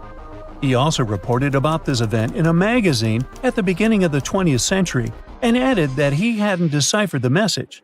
Okay, now let's forget about it and see what happened next. In 1927, an engineer from Oslo, who was fond of radio devices, was sending signals into open space. He was surprised when, sometime later, the same signals began to return to his receiver. It was as if the signals bounced off something big and echoed back, or something received these messages and then sent them back to the sender to make an acquaintance. The man quickly reported his discovery to scientific journals, and perhaps someone connected this event with Nikola Tesla's words about strange signals from space. All this were just prerequisites for the Black Knight. But the most exciting events started decades later. In the 60s, Time magazine published an article that said that the US had discovered a satellite orbiting Earth and using unknown technology. A couple of years later, Project Mercury astronaut Gordon Cooper reported that he had seen a strange object during his spaceflight. But the Black Knight became really famous only in the late 90s, when NASA published a series of images of a mysterious object. During the first flight to the ISS, astronauts noted weirdly shaped somethings and took several pictures. Then someone gathered all the facts, collected all the information about the black satellite, and discovered that it had been flying around our planet for more than 10,000 years. How did they figure it out? People managed to calculate the age of those radio signals that Tesla and the engineer had received. If this is true, the Black Knight appeared much earlier than the Sumerians in ancient Egypt. What if this satellite helped build pyramids and majestic temples? What if it had been watching over our development all this time and transmitting this information to another planet? What if mysterious images ancient people drew depicted the satellite? People began to suspect NASA and other space agencies of hiding information about the black object to prevent panic. And now, after having received all the data about the mysterious satellite, you might begin to suspect that the bizarre article may actually be true. This news is so improbable and ridiculous that no one will believe it. If you want to hide something, hide it in plain sight. And so, together with other enthusiasts, you start hunting for any information about the mysterious ship. You create forums, post photos of unknown objects, and become obsessed with this topic. You really believe in the reality of the Black Knight. Moreover, you don't want to question its existence. And people reading your articles do the same. Congratulations! You have become an ideal candidate for creating fake news in the yellow press. Such myths and urban legends seem attractive. The human brain feels pleasure when it finds fake secret information. The feeling of mystery, adrenaline, and shock can cause psychological addiction. That's why the stories about the Black Knight are still alive. Mysterious facts seem logical, and people stop seeing information that refutes their theories. The case of the Black Knight is no exception. The fans of this black object believe that Nikola Tesla received signals from some space civilization. But for some reason, they don't attach importance to scientific articles, which say that such radio signals could be sent by giant space objects like pulsars. A pulsar is a rotating neutron star emitting powerful electromagnetic radiation. Such radiation is often found in space. These radio waves don't imply the presence of a mind and a sender. The cosmos is full of such signals. The technology for detecting such objects were created in the 60s. Or maybe Tesla's device caught a signal coming from our planet. Besides, the scientists didn't say anything about the Black Knight. So why did people connect these two events? That story with the Norwegian engineer is still unexplained. Yes, his signals returned as an echo, but this had nothing to do with the flying object in question either. You might as well say that the satellite somehow influenced the Titanic. There's no logic in such assumptions. Strangely, no one connected the Black Knight with the Yeti or the Kraken. Now, let's return to that Times article about a strange object flying around Earth. It also stated it was a fragment of an American reconnaissance satellite.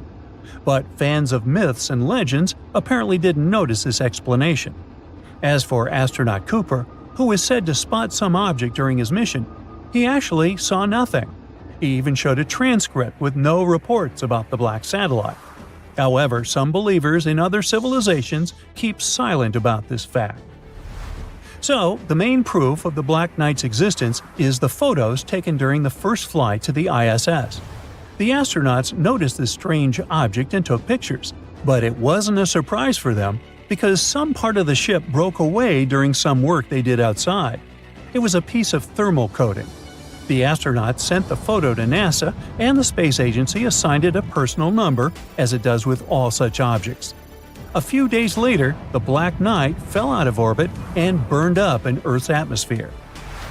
Almost all this information was recorded in official protocols. One of NASA's engineers, who knew the photographer of the black satellite, explained that those famous photos depicted an ordinary piece of the ship. There was nothing fantastic about it. But the fans of extraterrestrial rockets must have missed all this information.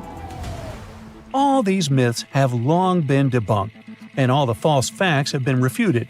But the Black Knight continues to live in many people's minds and on the pages of the Yellow Press. It has become a link between many reports of strange flying objects.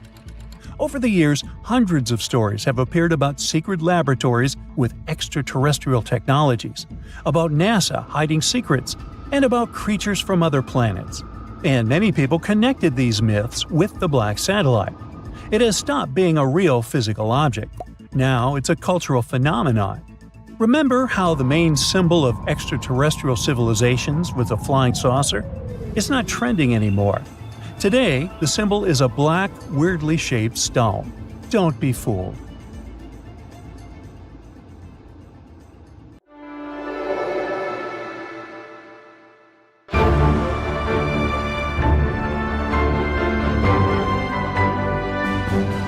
On August 20, 1977, the most ambitious space mission took off from Earth. The main goal of Voyager 2 was to study the outer solar system up close. It became possible because of a rare alignment of planets. Voyager 2 was supposed to study all the gas giants of the solar system: Jupiter, Saturn, Uranus, and Neptune. Astronomers also hoped it would be able to find and explore the edge of the solar system. Since Voyager 2 was built for interstellar travel, the probe was equipped with a large 12-foot wide antenna. It allowed the spaceship to send the data it gathered back to Earth. During its journey, the space probe discovered a 14th moon of Jupiter. Voyager 2 was the only spaceship to study all 4 giant planets from up close. It was the first human-made object to fly past Uranus, where it found 2 new rings and 10 new moons. Voyager 2 also flew by Neptune and noticed its great dark spot. That's a colossal spinning storm in the planet's southern hemisphere. The storm is the size of Earth and moves at a speed of 1,500 miles per hour. These winds are the strongest ever recorded on any planet of the solar system. In the history of space exploration, only 5 spacecraft have managed to leave the gravitational pull of the solar system. Those were Pioneer 10 and 11, Voyager 1 and 2, and New Horizons. People launch thousands of objects into space. These objects easily overcome Earth's gravity. but the Sun is around 300,000 times as massive as our home planet. That's why its gravitational pull is way more difficult to fight. Even more impressively, Voyager 2 is the second human-made object in history to reach the space between stars after passing through the heliosphere. That's a bubble of magnetic fields and particles produced by the Sun and protecting the solar system. 2 years after its launch, Voyager 2 started transmitting the first images of Jupiter. The space probe provided scientists with much-needed information about Io and Europa, some of the largest of Jupiter's moons. Then the space mission passed by the gas giant itself. The distance between the spacecraft and the planet was around 400,000 miles. That's when the probe noticed some changes in the shape and color of the Great Red Spot. It's an enormous, long-lived storm system, like a hurricane on Earth, but much, much larger. 2 years later, Voyager 2 reached Saturn. It discovered spokes and kinks in some of the planet's rings. While the spacecraft was flying behind and up past the gas giant, it passed through the plane of Saturn's rings. At that time, Voyager's speed was around 8 miles per second. For several minutes, the probe was hit by thousands of micron-sized grains of dust. This kept shifting the probe's direction, and its control jets had to fire many times to stabilize the vehicle. After Voyager 2 explored Uranus and Neptune, it headed out of the solar system. Its instruments were put in low power to save energy. In August 2007, the spacecraft passed the terminal shock. It's the boundary marking the outer limit of the Sun's influence. Here, the solar wind slows down. In the summer of 2013, the probe reached interstellar space. Now, when it comes to sending and receiving signals in space, there are 3 factors you should keep in mind: distance, power, and time. The farther away a spacecraft is, the farther a signal has to travel before it reaches it, and the longer it takes for this signal to catch up with the spacecraft. And when it finally gets there, it's extremely weak. Another problem is that once the spacecraft is launched, it can't be upgraded. It's literally stuck with the technology it was outfitted with. Plus, such spaceships as Voyager 2 are powered by radioactive fuel. When special material radioactively decays, it releases heat that gets converted into electricity. Unfortunately, the more material decays away, the less power the spacecraft has for receiving and transmitting radio signals. Despite this issue, we haven't lost the connection with Voyager 1 and 2. That's because new and more powerful technologies appear on Earth. Signals people send can reach much farther than before. That's why it was possible to stay in touch with Voyager 2, which entered interstellar space in 2018 and has already traveled almost 12 billion miles away from Earth. But in March 2020, the main piece of equipment that allowed scientists to exchange signals with the spaceship was switched off. After the communication with the spacecraft stopped, NASA spent around 11 months upgrading its deep space network and installing new hardware. The DSN is an international array of huge radio antennas that help astronomers on Earth communicate with interplanetary missions. These antennas are located in California, Madrid, and Canberra. The one used to keep in touch with Voyager 2 is a 230-foot wide dish in Canberra. This is the only equipment that can send commands that can reach the probe. This antenna, known as DSS-43, started operating in 1972, 5 years before Voyager 2 and 1 were launched. At that time, it was only 210 feet across. Since then, the dish has received a lot of repairs and upgrades, but these 11 months were the longest the antenna was offline. In October 2020, the antenna was finally ready for a trial after all the upgrades and repairs. The mission operators sent a set of commands to Voyager 2, and after many months of radio silence, the spacecraft returned the signal. The probe confirmed it had heard the call. After that, the spacecraft carried out the commands. While the dish was offline, the mission operators could actually receive scientific data and health updates from Voyager 2. Astronomers kept getting data from interstellar space, the region outside the Sun's heliosphere, but they couldn't send any commands to the probe since it had traveled too far away from Earth. The upgraded antenna received 2 new radio transmitters, and it was done just in time. One of the transmitters, that was used to communicate with Voyager 2, hadn't been replaced in almost 50 years. The antenna also got new cooling and heating equipment and other electronics necessary to support the advanced transmitters. Now, a curious thing about the Deep Space Network is that its radio antennas are positioned in a very precise way. They're spaced equally around the globe.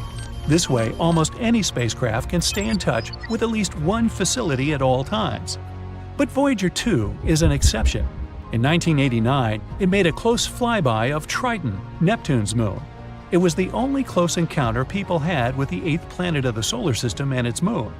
By the way, Triton is the largest known object that is believed to be born in the Kuiper Belt. That's a donut-shaped ring around the Sun full of icy objects. Voyager 2 discovered Neptune's ring system and its tiny inner moons. The probe also gathered a lot of amazing information about Triton. For example, it became clear that the moon is covered in cryovolcanoes. Instead of spewing molten rock, these volcanoes spit ice consisting of water, ammonia, and methane. When the New Horizons spacecraft flew past Pluto more than 25 years later, it discovered the same phenomenon on the dwarf planet. Anyway, to make this detour, Voyager 2 had to travel over the gas giant's North Pole. But this changed the probe's trajectory, deflecting it southward relative to the planes of the planets. Since then, Voyager 2 has been moving in that direction. And now, the spacecraft is so far away that it's out of reach of the radio antennas in the Northern Hemisphere, those in Madrid and California. This makes DSS-43, which is located in the Southern Hemisphere, the only dish powerful enough in broadcasting just the right frequency to send commands to Voyager 2. Voyager 1, the probe's faster-traveling twin, didn't change its trajectory. After passing by Saturn, it took a different path. That's why now it can easily communicate with the two facilities in the Northern Hemisphere. The upgrade the Canberra Deep Space Communication Complex has gone through can also benefit other space missions. For example, the Mars Perseverance rover that landed on the Red Planet on February 18, 2021. The dish will also be crucial for exploring other planets and the Moon. Some people, like the Andaman Islanders, that's a community living in the Gulf of Bengal, see them as burning torches thrown into the air by forest spirits. Others, like some Australian Aborigines, think they're flaming sticks ridden by shamans. If you ask an astronomer, though, they'll tell you that a comet is a large object made of dust and ice that orbits the Sun. Arguably one of the most famous space objects of this kind is Halley's Comet. It has left a great impact on our history and understanding of these mysterious falling stars. When this comet passed Earth in August of 1835, for example, it was blamed for the New York City fire that kept going for several nights. At the same time, the Seminole Indians in Florida saw the comet's long tail and believed it marked the day they would lose their independence. This comet came back in 1910. And people yet again saw it as a sign of bad luck. In Chicago, people bent over backward to secure their windows to protect themselves from the comet's dangerous tail. Others bought all sorts of gadgets, like umbrellas or masks protecting from comets. But what's so intriguing about this space body? How come it just pops up around Earth every once in a while? And, most importantly, is it really dangerous? Halley's is what astronomers call a periodic comet. It visits us every 75 years or so. On rare occasions, some lucky people get to see it twice in their lifetime. It last passed Earth in 1986, and it is expected to come back in 2061. Despite this scheduled return, the comet's orbit can't be predicted with precision. That's partly because of the chemical processes happening inside the comet. Halley's orbit may also change due to random interactions with other planets and space objects in our solar system. Its official title is 1P/Halley, and it's named after English astronomer Edmund Halley. He was the one who studied the reports of a comet nearing Earth in 1531, 1607, and 1682. Based on his calculations, he concluded that these three occurrences had been, in fact, the same comet, returning over and over again. He also predicted its return in 1758. Halley's discovery also pointed out that some comets, like this one, orbited the Sun, but their journey was not circular. If you look at it in 2D, Halley's orbit looks like an elliptical wire dangling from the Sun. Sadly, Halley didn't live to see the comet's correctly predicted return, but it was named after him. According to the European Space Agency, the first sighting of Halley's comet dates back to March 30th, 239 BCE. Asian astronomers noted it down in the Sheqi and Wenxian Thungkao chronicles. But another study claims that we might have first noticed it even earlier than that, during the times of the ancient Greeks. Writings from that period reported a huge meteor that landed in northern Greece, leaving the local population perplexed. It soon became one of the ancient world's most popular tourist attractions. But the authors also noticed a comet in the sky at the time the meteor landed. They also reported the fact that the unusual space object had remained in the sky for about 75 days. Shakespeare himself seems to have written about this comet in his play Julius Caesar around the year 1600. In this work, he included a now famous phrase speaking of comets as unusual signs, saying, "The heavens themselves blaze forth." It wasn't the last time famous writers felt a certain connection with this object. Writer Mark Twain even said in 1909, "I came in with Halley's Comet in 1835. It is coming again next year, and I expect to go out with it." Surprisingly, Twain passed away on April 21st, 1910, one day after Halley's had emerged from behind the far side of the Sun. We got a better look at the comet when it last passed us in 1986. Several spacecraft were sent toward Halley's to take samples of the comet's composition. This fleet of spaceships, dubbed the Halley Armada, flew nearby, one of them taking several pictures of the comet's core for the first time in history. We also had much better telescopes to look at the comet as it swung by our planet this time. Based on current studies, there's little to no chance that Halley's Comet could actually pose any danger to our planet. Most of the bad things associated with the comet were just fabrications. Even better, comets, in general, may have made life on Earth possible. Specialists believe that early in our planet's history, collisions with comets brought a significant amount of water here, which helped to form our oceans. These space objects may have also gifted us organic material necessary for the formation of life. Don't confuse comets with asteroids, though. Unlike asteroids, which are small rocky space bodies also orbiting the Sun, comets are mostly made up of frozen ammonia, methane, or water. They contain only small amounts of rocky material. Because of their composition, comets are sometimes nicknamed dirty snowballs. Comets are made of 4 parts: a nucleus, a coma, a dust tail, and an ion tail. But their nucleus makes up most of their total mass. There are over 3,000 comets that we know of, but astronomers think there may be up to 1 billion of them in our solar system. A comet that is bright enough to be visible from Earth without the help of a telescope is called a great comet. Approximately 1 great comet can be seen every 10 years or so. People have noticed other comets for millennia. However, scientists have concluded that since comets shed a lot of material each time they orbit close to the Sun, their lifespan may be only thousands of years. If you compare that to the age of the solar system, which is 4.6 billion years, it's a relatively small number. Since these space bodies are still present in the solar system today, there must be a source of comets somewhere out there. Otherwise, all comets would have disappeared a long time ago. Another famous comet is named Hale-Bopp.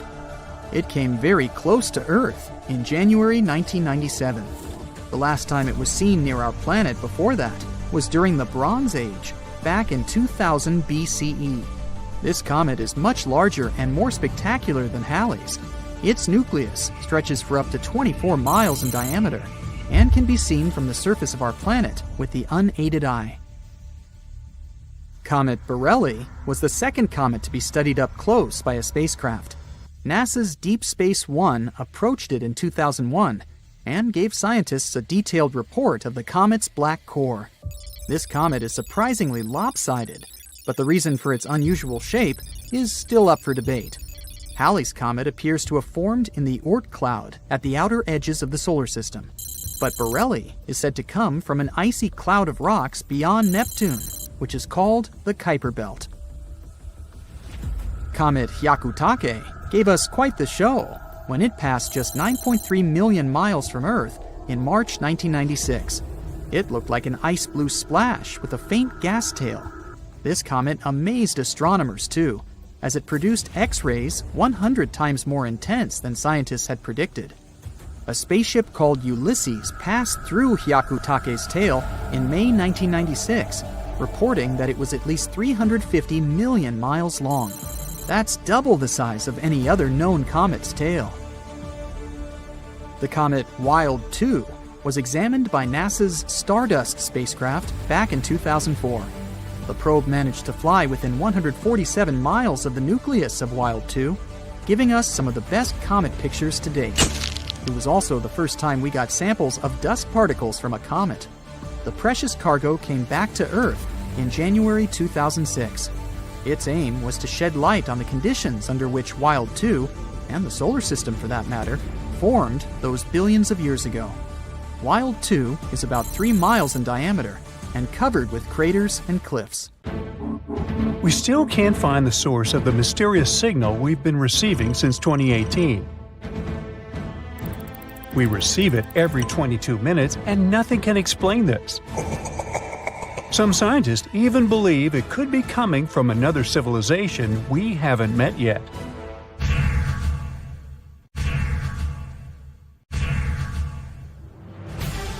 This strange radio signal wasn't found by a scientist on a serious mission. It was actually discovered by a college student just doing a regular project for school. Tyrone O'Doherty, an undergrad student at Curtin University in Australia, was sifting through old data of the southern sky. He was looking for any weird blinking radio signals. He finally stumbled upon one from 2018 that seemed to shoot radio waves towards Earth like a lighthouse beam. Excited about his find, Tyrone shared it with his mentor, radio astronomer Natasha Hurley-Walker. She dove into researching this signal, hoping for a breakthrough. But despite checking different frequency data, they hit a dead end. But then, Natasha spotted a pattern. The signal repeated every 18 minutes. This was huge. But just as they were gearing up to study it further, poof! The signal vanished after only 3 months, leaving them with nothing. Not giving up, Natasha and her team scanned the skies again, desperate for a clue. Months passed, but nothing turned up. They were ready to give up, and then suddenly, a new signal popped up. This one kept blinking for 5 minutes, then it disappeared. And then it came back exactly 22 minutes later. The main question was if that signal was related to an 18-minute one. To figure it out, Natasha went back to the old radio data from that area. As they dug deeper, they realized that, yes, and these signals aren't anything new. They've been beaming towards Earth for 35 years. Back in 1988, Indian and American telescopes had caught them, but they got buried under tons of other data. This was great news for space explorers because it meant they could now calculate how far away this mysterious object was. After doing the math, they figured out it was incredibly far, even on a space scale, 15,000 light-years from Earth. Now, the only thing left to uncover was what exactly this object was. Walker and his team started comparing it to all the known radio-emitting objects out there. Yet its source remains a mystery. The signals still pop up every 22 minutes on NASA screens, always ending with a frustrating match not found message. The scientists called it J183910. Some think that the signal might come from some extraterrestrial beings. Maybe it's the signal that SETI, the search for extraterrestrial intelligence, has been waiting for. This project has been working for over 50 years, trying to find any evidence of life beyond Earth. They also scan the skies for radio waves, laser pulses, and other mysterious signals. So maybe it's a way for extraterrestrial folk to communicate their location. While that idea may sound exciting, we need to be careful about jumping to conclusions. First, we don't have solid proof for that. Before any concrete evidence, it's just speculation. And also, there are other more plausible explanations. Most likely it comes from a natural phenomenon, and there are a couple of theories for that. The first one is the pulsar theory. Imagine a huge star in space much bigger than our Sun. Sometimes these big stars finish their life journeys in a spectacular event called a supernova. When this happens, the star's core collapses, becoming super compact, as if you're squeezing all the stuff from that star into a tiny space. That tiny, superdense core is called a neutron star. Some of these neutron stars are extra special. We call them pulsars. They get their name because they seem to pulse with energy, like a space lighthouse. These pulsars have incredibly strong magnetic fields, much stronger than what you'd find on Earth. They're like enormous magnets in space. Because of this, they shoot out beams of energy. They're also spinning super fast, so these beams of energy seem to pulse on and off as they spin around. Now, the strange signal we detected seems to have similarities with pulsars, but not quite. Pulsars usually have a predictable lifespan and slow down over time, eventually stopping their radio signals. In contrast, our mysterious signal is quite persistent and is blinking beyond what's expected for pulsars. So, maybe it's not a typical pulsar, or not a pulsar at all. There's also a magnetar theory. Now, a magnetar is another type of neutron star. They're like supercharged versions of pulsars, with even stronger magnetic fields and slightly longer pulsating periods. Maybe this is what causes our signal's intense persistence. However, when we plotted the data, we also realized the signal didn't match the magnetar's vibes either. Magnetars not only send out radio waves, but also powerful X-rays because they're so energetic. But the signal we received was only sending out radio waves. So we figured it's not a pulsar and not a magnetar. The signal's behavior is very strange and suggests an unnatural source. This means there might be something in the universe that scientists haven't fully explored yet. And there is a space object that we don't know much about. The final theory is the so-called dwarf pulsar.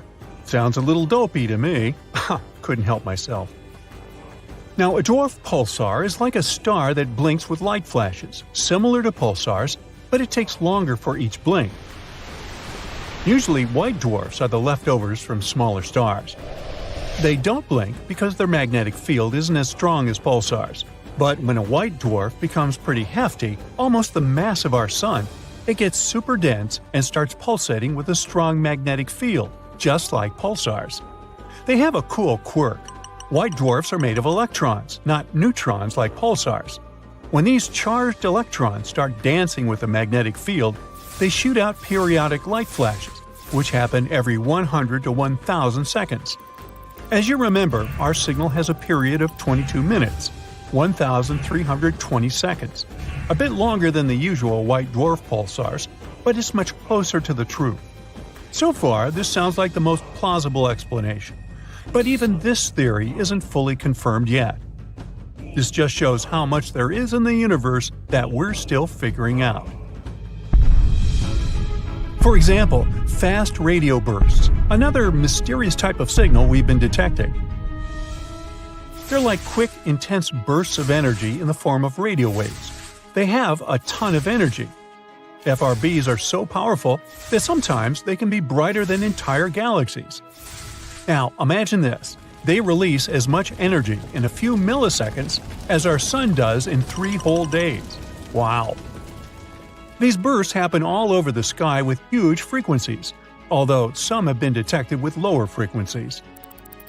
Every day, we catch around 10,000 random FRBs in the sky. Some of them repeat, but most happen once and disappear forever. Unfortunately, most of them only last for a fraction of a second, and by the time their energy reaches us, it's 1,000 times weaker than a mobile phone signal from the moon. This is why, despite their brightness, there's still a lot we don't understand about them. We're still trying to figure out what causes these FRBs. They could be coming from different sources, like already mentioned magnetars, colliding stars, or even merging galaxies or white dwarfs. As these bursts travel through space, they pick up information about the cosmic environments they pass through, like interstellar gas clouds. It's very unlikely that FRBs are some messages from extraterrestrial beings, though. Not only because there are thousands of them every day all across the sky, but also because we know that the sources of these bursts must be incredibly energetic themselves. Our neighbors would have to have equipment stronger than entire galaxies for that. But the bottom line is, while all these signals are fascinating, there's still a ton to learn about them. So, you're standing on a diving board in the middle of an open space. You look down, but that's not a pool. It's a giant black hole. Well, what the heck? You start swinging and then you jump. The gravity of the black hole grabs you, and you pick up speed. Just a little more, and you'll enter the dark abyss. But you're not afraid. You're sure you can survive the fall into the black hole. Besides, you have a clear goal: to travel through time. But first, let's figure out how it works and why time stops near a black hole. This is the space-time grid. It's what our entire universe is made of. And just like a regular grid, it sags if you put something heavy on it, like me. For example, let's put the planet Earth here. You see a little funnel that is formed around the Earth, and if you put a small ball next to the planet, it'll roll into the funnel. That's how gravity works. The heavier the object, the more it bends space-time. By comparison, here's the Sun. It's almost 333,000 times heavier than the Earth, so it makes a really big funnel. So big that all the planets in our solar system move around that star inside that funnel. So now, let's put a black hole on a space-time grid. Its centers are infinitely heavy, so they create a limitless deep well. And anything caught in the black hole's gravitational field can never leave it, not even moving at the speed of light. Okay, their gravity is infinitely strong, but why do they slow down time? It's all about the speed of light. According to physics law, the speed of light must be the same at every point in our universe, even in a black hole. So, for our experiment, we take this ball, a photon of light that can travel 671 million miles per hour. You could get from Earth to the Sun at that speed in 8 minutes. That's how long it takes light to travel from our star to our eyes. So, when you're looking at the Sun, you're looking back in time 8 minutes ago. By the way, don't look at it directly. Now, the critical thing to remember here is that velocity consists of two physical quantities: space, miles, and time, hours. We'll use that later. Now, let's look at the black hole in our space-time grid. In three-dimensional space, it appears like this. But if we assume that space is two-dimensional, our grid looks like this when viewed from above. Just a lot of squares. And this is the black hole right in the middle. If you look at the grid from the side, you'll see a straight line. And the black hole here looks like a pit, or like an endless well. Now, let's follow our photon of light in three-dimensional space. Here, it's moving toward the black hole, and then it falls into the well of the black hole, and it continues its motion at a constant speed. Now, the side view. Again, the photon moves from left to right and then falls. Its velocity doesn't change. The problems begin if you look at the experiment from above. When the photon of light moves in the distance of the black hole, its speed is stable. But then it goes down into the well. First, it slows down and then it just stands still. But it's moving downwards.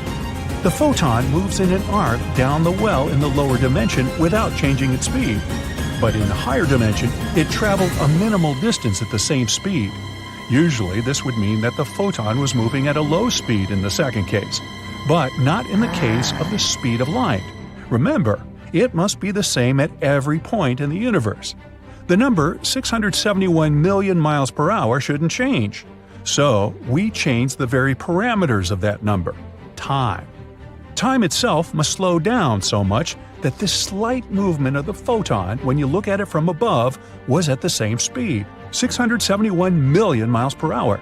But if you go down and look at this well much lower, you see that its walls are almost vertical. So, a photon of light would be moving in a vertical trajectory. That means that if you look at it from above, the photon will just be standing still. Again, its velocity can't change, so time will vary. At that point, it should just stop. This is what happens near a black hole. Now, if you look at a black hole, you can see this effect in action. It swallows up the light around it. But as for an observer, it seems to you that the light stays in orbit around the black disk. In fact, at that moment, the photons are still moving at the speed of light inside the black hole. It's because time has slowed down there so much that you feel like the light has stopped there. This disk is called the event horizon, the point of no return, the last stop before you go into the black abyss. And at the very center of the black hole is the singularity. This point of space is so dense that if you tried to describe it with any numbers or physical quantities, they would all tend toward infinity. Simply put, all the laws of physics we know just stop working here. So scientists can't say exactly what awaits you in the singularity. Before you make that jump into the black hole, let's drop a space probe there with a blue light that flashes once per second, and let's attach giant clocks to it. You see the probe falling into the black hole, gaining speed, but then it starts to slow down. Moreover, the probe flattens out and seems to spread out around the black hole. And then you notice that the blue beacon on the probe has changed its light. It now flashes as red. It's because the light is a wave. Blue is a truly short wave with a high frequency, but the black hole's gravity acts on this wave, stretching it out. The light waves get lengthened and become broader and less frequent. The new wavelength and frequency match with the red color. It's called redshift. Also, the probe blinks now not once a second in short beeps, but lights up and goes out for a long time. It's because of the time warp. If you, as an observer, look at the clock on the probe, the second hand there barely moves. However, the clock on your hand works as usual. But if you could be in a black hole, time would seem normal to you, and the arrow on the clock would move as it did before. But the hands on the clock outside the black hole would move like crazy to you. That's because time goes much faster outside the black hole. Oops, your probe just got ripped apart. That's because of the substantial difference in gravity that acts on the probe. The black hole's gravitational force increases with every foot of approach. That is, if you were to extend your hand toward the black hole hard, the gravity on your fingers would be much stronger than on your shoulder. This force would cause your fingers to lengthen, simply like spaghetti. That's why many people think it's impossible to survive falling into a black hole. But scientists think you could survive without a problem. Hey, maybe they should jump first just to make sure. The thing is, you have to pick a black hole as big as possible, like the ones at the centers of galaxies, for example. That bright spot at the center of the Milky Way also has a black hole. It's about 1 million times heavier than the Sun. And this is the Messier 87 galaxy, one of the most massive galaxies among our neighbors. In 2019, humanity got its first ever photo of the black hole at the center of this galaxy. It's about 6.5 billion times heavier than our Sun. So, it's the perfect place to make your jump into a black hole finally. Let's go. At first, you feel a strong acceleration as the incredible force of gravity grabs you. But in the case of a supermassive black hole like this, the gravity doesn't change as dramatically. That's because of its size. Right now, the gravitational force on your legs is about equal to the gravitational force on your head, so you don't turn into spaghetti, and you feel comfortable. You see that the light from the stars and all the space around you has begun to shrink at a certain point. It means that you have already passed the event horizon and are now moving toward the black hole's heart. As a result, the light of the universe becomes a small dot for you and then disappears altogether. If we look at our space-time grid, you're already falling into a well. Time is completely stopped for you. However, the rest of the world continues to move steadily through time.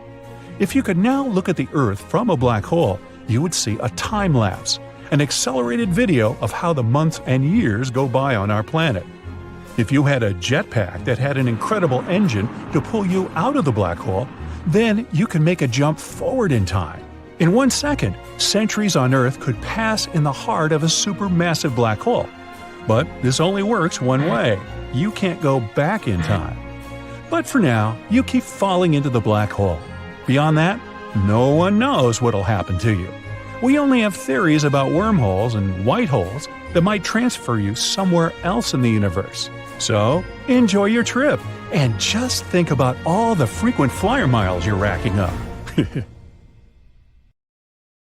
A sound from space? When up there in space, no one can hear you talk, laugh, or scream. Or at least that's how the saying goes. People can't hear anything in space due to its condition. Still, if you have the right conditions, like the hot gas that surrounds the black hole located at the center of Perseus, space can be quite noisy.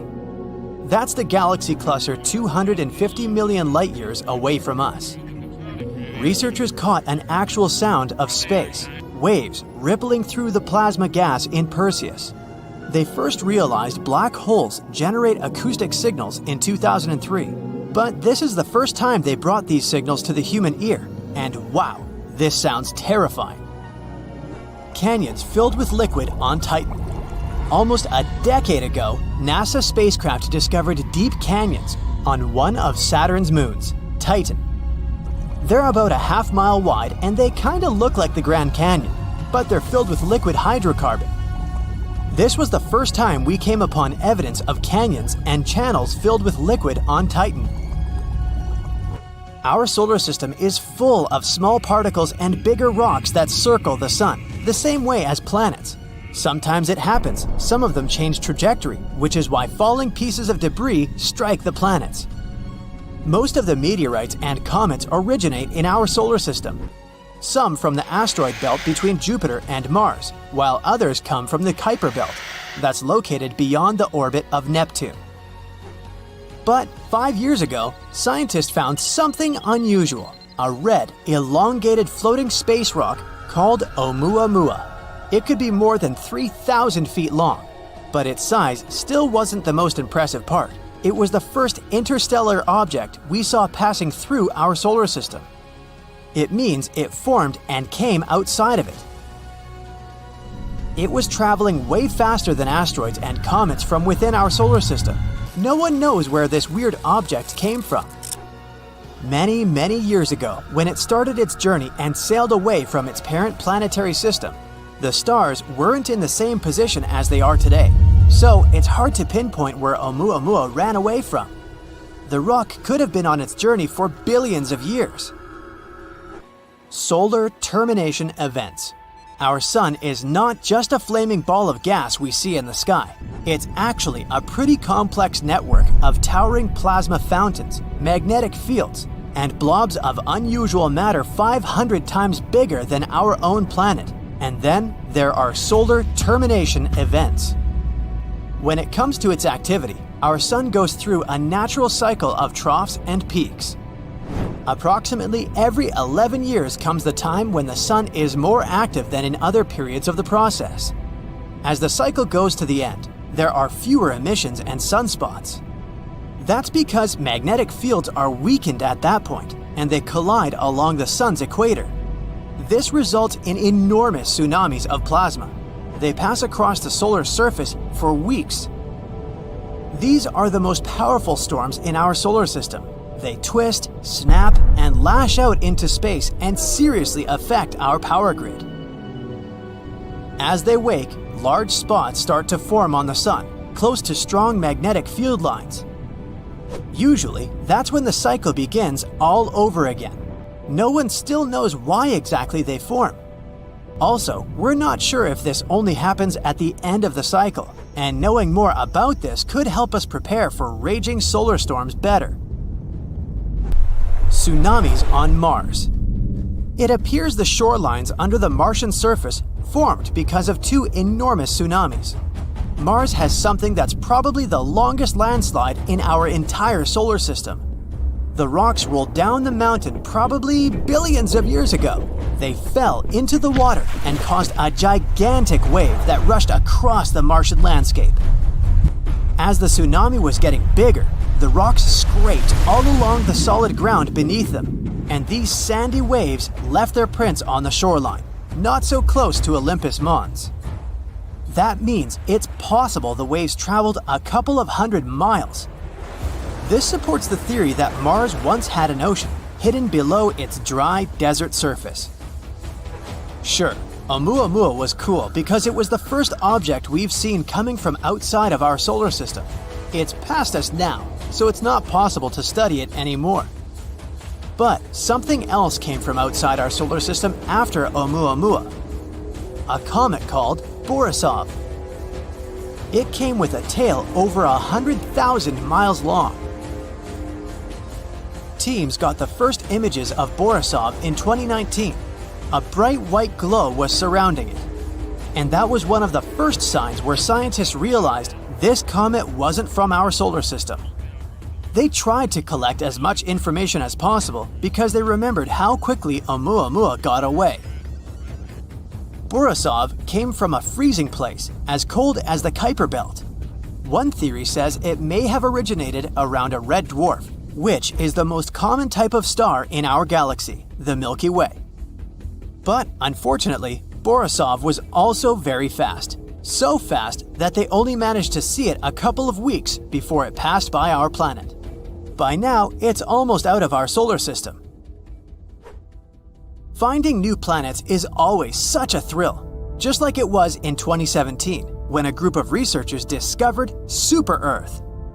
It's an exoplanet, which means it orbits a star outside of our solar system. This one has a mass almost 3 times that of our planet, and it's only 21 light-years away. It orbits M-dwarf star, and it manages to make a full circle in only 2 weeks. So that's how long the year is on this planet. It's closer to its star than Mercury is to our sun. But M-dwarf stars are cooler than our sun, so it's possible this planet still has water. Super-Earth is generally a term for planets that are lighter than ice giants such as Uranus and Neptune, yet more massive than Earth. They can be made of rock, gas, or even a combination of both. The one they discovered in 2017 is especially interesting because this type of planet can also hold some form of life. Leroy Chiao is an astronaut who commanded the International Space Station back in 2005. This one time, during his final spacewalk, some pretty unusual lights caught his eye. It looked like 5 lights flying near him. They were in the shape of a pyramid, since one light was a bit further ahead. Chiao immediately called one of the crew members who was also out there at the same time, taking a spacewalk. He asked his colleague if he saw the flying objects, but apparently he didn't. Researchers were intrigued by this story, so they examined satellite images to see if that was the thing Chiao saw. One of the options was that Chiao had seen fishing boats off the coast of South America. With bright lights, they wanted to attract squid. But since it was twilight time, the rotation of our planet may have made them appear to fly by. Neutron stars slamming into each other. After a massive star comes to its end in a strong supernova explosion, its core falls apart. Then it forms the densest form of matter we know about in the whole universe, called a neutron star. In only a couple of the first few seconds after a regular star begins transforming into a neutron star, the energy there is equal to the total amount of light all stars in the universe emit. At least the part we can observe, which is still a lot. It's hard to determine their real size, but picture it this way. The length of Manhattan with 1.5 times the mass of the Sun. If a star here were any denser, it would just collapse and form a black hole. Scientists captured 2 of these stars colliding a couple of years ago, and such impacts are extremely powerful. They create gravitational waves that lead to a ripple in space-time, but they produce heavy elements like platinum and gold. Earth's magnetic field hides a fascinating story. It turns out that it's getting weaker day by day. In fact, it's been doing so for the last 3,000 years. And if this trend continues, we could be in for some trouble within a millennium. What's the big deal? Well, picture this. Magnetic north becomes south, and vice versa. Pretty wild, right? When this happens, our planet's protective magnetic shield might weaken, allowing more cosmic rays to hit us. These high-energy particles from the universe can cause electronic malfunctions in our satellites and produce elements that could be harmful to us. The last time a polarity reversal occurred was between 772,000 and 774,000 years ago. Thankfully, humanity has some pretty smart people on the case who are investigating the history of Earth's magnetic field. They take cores of sediments from the seafloor and study the magnetization of fossils to figure out when these reversals occurred in the past and when they might happen again. Another group of researchers is studying the South Atlantic Anomaly, SAA, a vast region of Earth's magnetic field that is about 3 times weaker than the field at the poles. Using data from multiple satellites, they are trying to figure out what's causing the SAA and how it might change in the future. This could give us a glimpse into how a weakened magnetic field can affect our satellites and our planet. Sure, our generation won't be here to witness these changes, but it does make you wonder what that planet might look like upside down. Magnetically, that is. NASA's astronomers have also announced that in 4 billion years, the Milky Way galaxy is going to get a major glow-up. After a cosmic collision that will shake things up. I'm not talking about a small fender bender here, I'm talking about a titanic collision with our neighboring Andromeda galaxy. Humanity will have to hold on to its space helmet for this one, because the sun might get flung into a new region of the galaxy. However, our Earth and solar system probably won't be seriously affected. Sounds difficult to believe, so how come? NASA's Hubble Space Telescope did some hardcore measurements of Andromeda's motion. Although the galaxies will plow into each other, the stars inside each galaxy are so far apart that they won't collide with other stars during the encounter. However, the stars will be thrown into different orbits around their new galactic centers. According to simulations, our solar system will probably be tossed much farther from the galactic core than it is today. Set your telescopes aside. You don't need to start counting down the years. This event is likely scheduled in about 4 billion years, so chances for us to witness it are 0. Saturn is losing its rings. Thankfully, we won't be here to witness this sad event either. Apparently, the rings are being pulled into Saturn as a dusty rain of ice particles, all under the influence of Saturn's magnetic field. According to NASA's research, the ring rain is draining an amount of water products that could fill an Olympic-sized swimming pool from Saturn's rings every half an hour.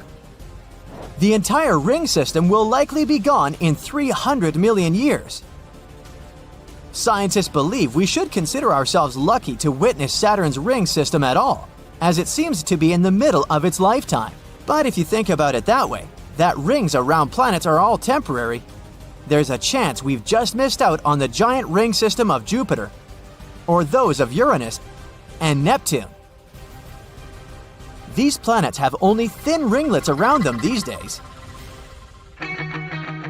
Scientists have long debated whether Saturn was formed together with its rings or if the planet acquired them later in life.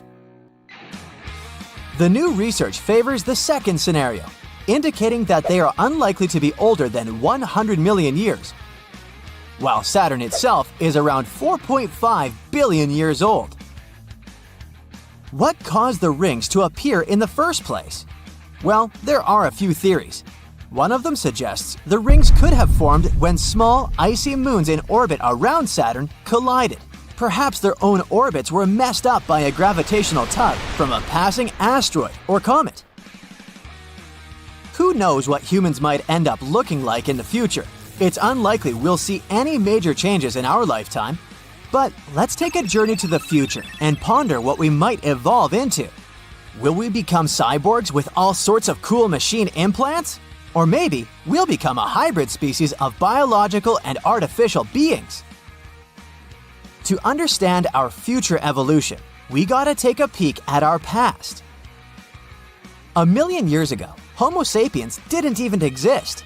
There were a few other similar species though, like the Neanderthal. Fast forward to today, and humans have become taller and sturdier. maybe in the future will become smaller to conserve energy, as it's predicted that our planet will get more crowded. Speaking of crowded planets, living in these new conditions means we have to adapt, and fast. We're constantly interacting with lots of people, and remembering names is becoming a crucial skill. Luckily, technology might help us out with brain implants that will improve our memory. In the future, we might also have more noticeable technologies as part of our appearance. Imagine having an artificial eye with a camera that can read different frequencies of light. While predicting 1,000,000 years into the future is pure speculation, we can use bioinformatics to make some predictions about the immediate future. Demographic trends suggest that urban areas will become more genetically diverse, while rural areas will become less diverse. And what about space? If we end up colonizing Mars, our bodies could change due to lower gravity. Maybe we'll have longer arms and legs, or even insulating body hair like our Neanderthal cousins. In the future, our moon is also going to witness some dramatic changes. We'll miss these ones too. In about 5 billion years, things are going to get really interesting in this corner of the universe. For now, the sun is chilling in its main sequence phase, just burning hydrogen like nobody's business. In the future, during the red giant phase, the sun is gonna puff up like a balloon until its atmosphere reaches out and engulfs our beloved Earth and Moon. Our natural satellite, which is already moving away from Earth, is gonna get warped around the sun's influence. Its orbit will get all wonky, and it'll end up closer to Earth during the new moon phase than during the full moon. And that's not even the worst part. If left alone, the moon would keep on moving away from Earth until it'll need almost 50 days to orbit us. As the sun continues with its own journey, its atmosphere will drag on the moon and cause its orbit to decay. Eventually, the moon will get torn apart into a stunning ring of debris circling Earth. We're talking about all its mountains, craters, and even the footprints and flags we left there, all scattered throughout the debris field. There's a chance the sun will shed enough mass to spare Earth and the moon from total annihilation. Or if we're really lucky, the sun will lose 20% of its mass and we'll be safe and sound. It's all just theory right now. We haven't seen a red giant star during this phase. The universe itself might go completely dark one day too. Scientists can't predict it with absolute certainty, but they can make some educated guesses. Right now, our universe is 13.77 billion years old, and it's still churning out new stars left and right. It's said that eventually, after about 1 trillion years, the last star will be born. That final star will be a little guy, a red dwarf, just a fraction the size of our sun. These stars are champs at living long lives, slowly sipping on hydrogen to keep their fusion reactions going. But even they can't last forever. Fast forward about 100 trillion years, and the last light will go out. The universe will be dark and lonely, but thankfully, we won't be here to watch it all fade away. So, we might be getting closer to finding a massive icy planet beyond Neptune's orbit. Yeah, sorry Pluto, still not you. Recently, some universe mapping using data from a telescope in Hawaii eliminated about 78% of the possible locations for this mysterious Waldo from space. Some people call it Planet 9, while others prefer Planet X. Either way, it's been causing controversy since its existence was first proposed. And that is mainly because no study so far can answer the big question: does it really exist? If discovered, Planet 9 would rank as the 5th largest planet in our solar system, with a mass 10 times that of Earth. It's also theorized to be gaseous, like Uranus. The initial study on Planet 9, dating back to 2016, suggests that this colossal new planet orbits the Sun 29 times farther out than Neptune, which sits at about 2.8 billion miles. As a result, the Planet 9 would take between 10,000 and 20,000 years to complete a single orbit around the Sun. If confirmed, This yet-to-be-understood world would dominate a region larger than any other known planet in our cosmic neighborhood. These are all intriguing hypotheses, but without a single piece of evidence or observation to back them up. Before dismissing this as a wild guess, it is important to note that these researchers relied on complex mathematical modeling and computer simulations to speculate about the planet's characteristics, because that's what they do. The hypothetical presence of this planet would explain various mysterious features located beyond Neptune. We are specifically talking about the Kuiper Belt, a huge donut-shaped region filled with icy debris left over from the formation of the solar system, including comets and dwarf planets like Pluto.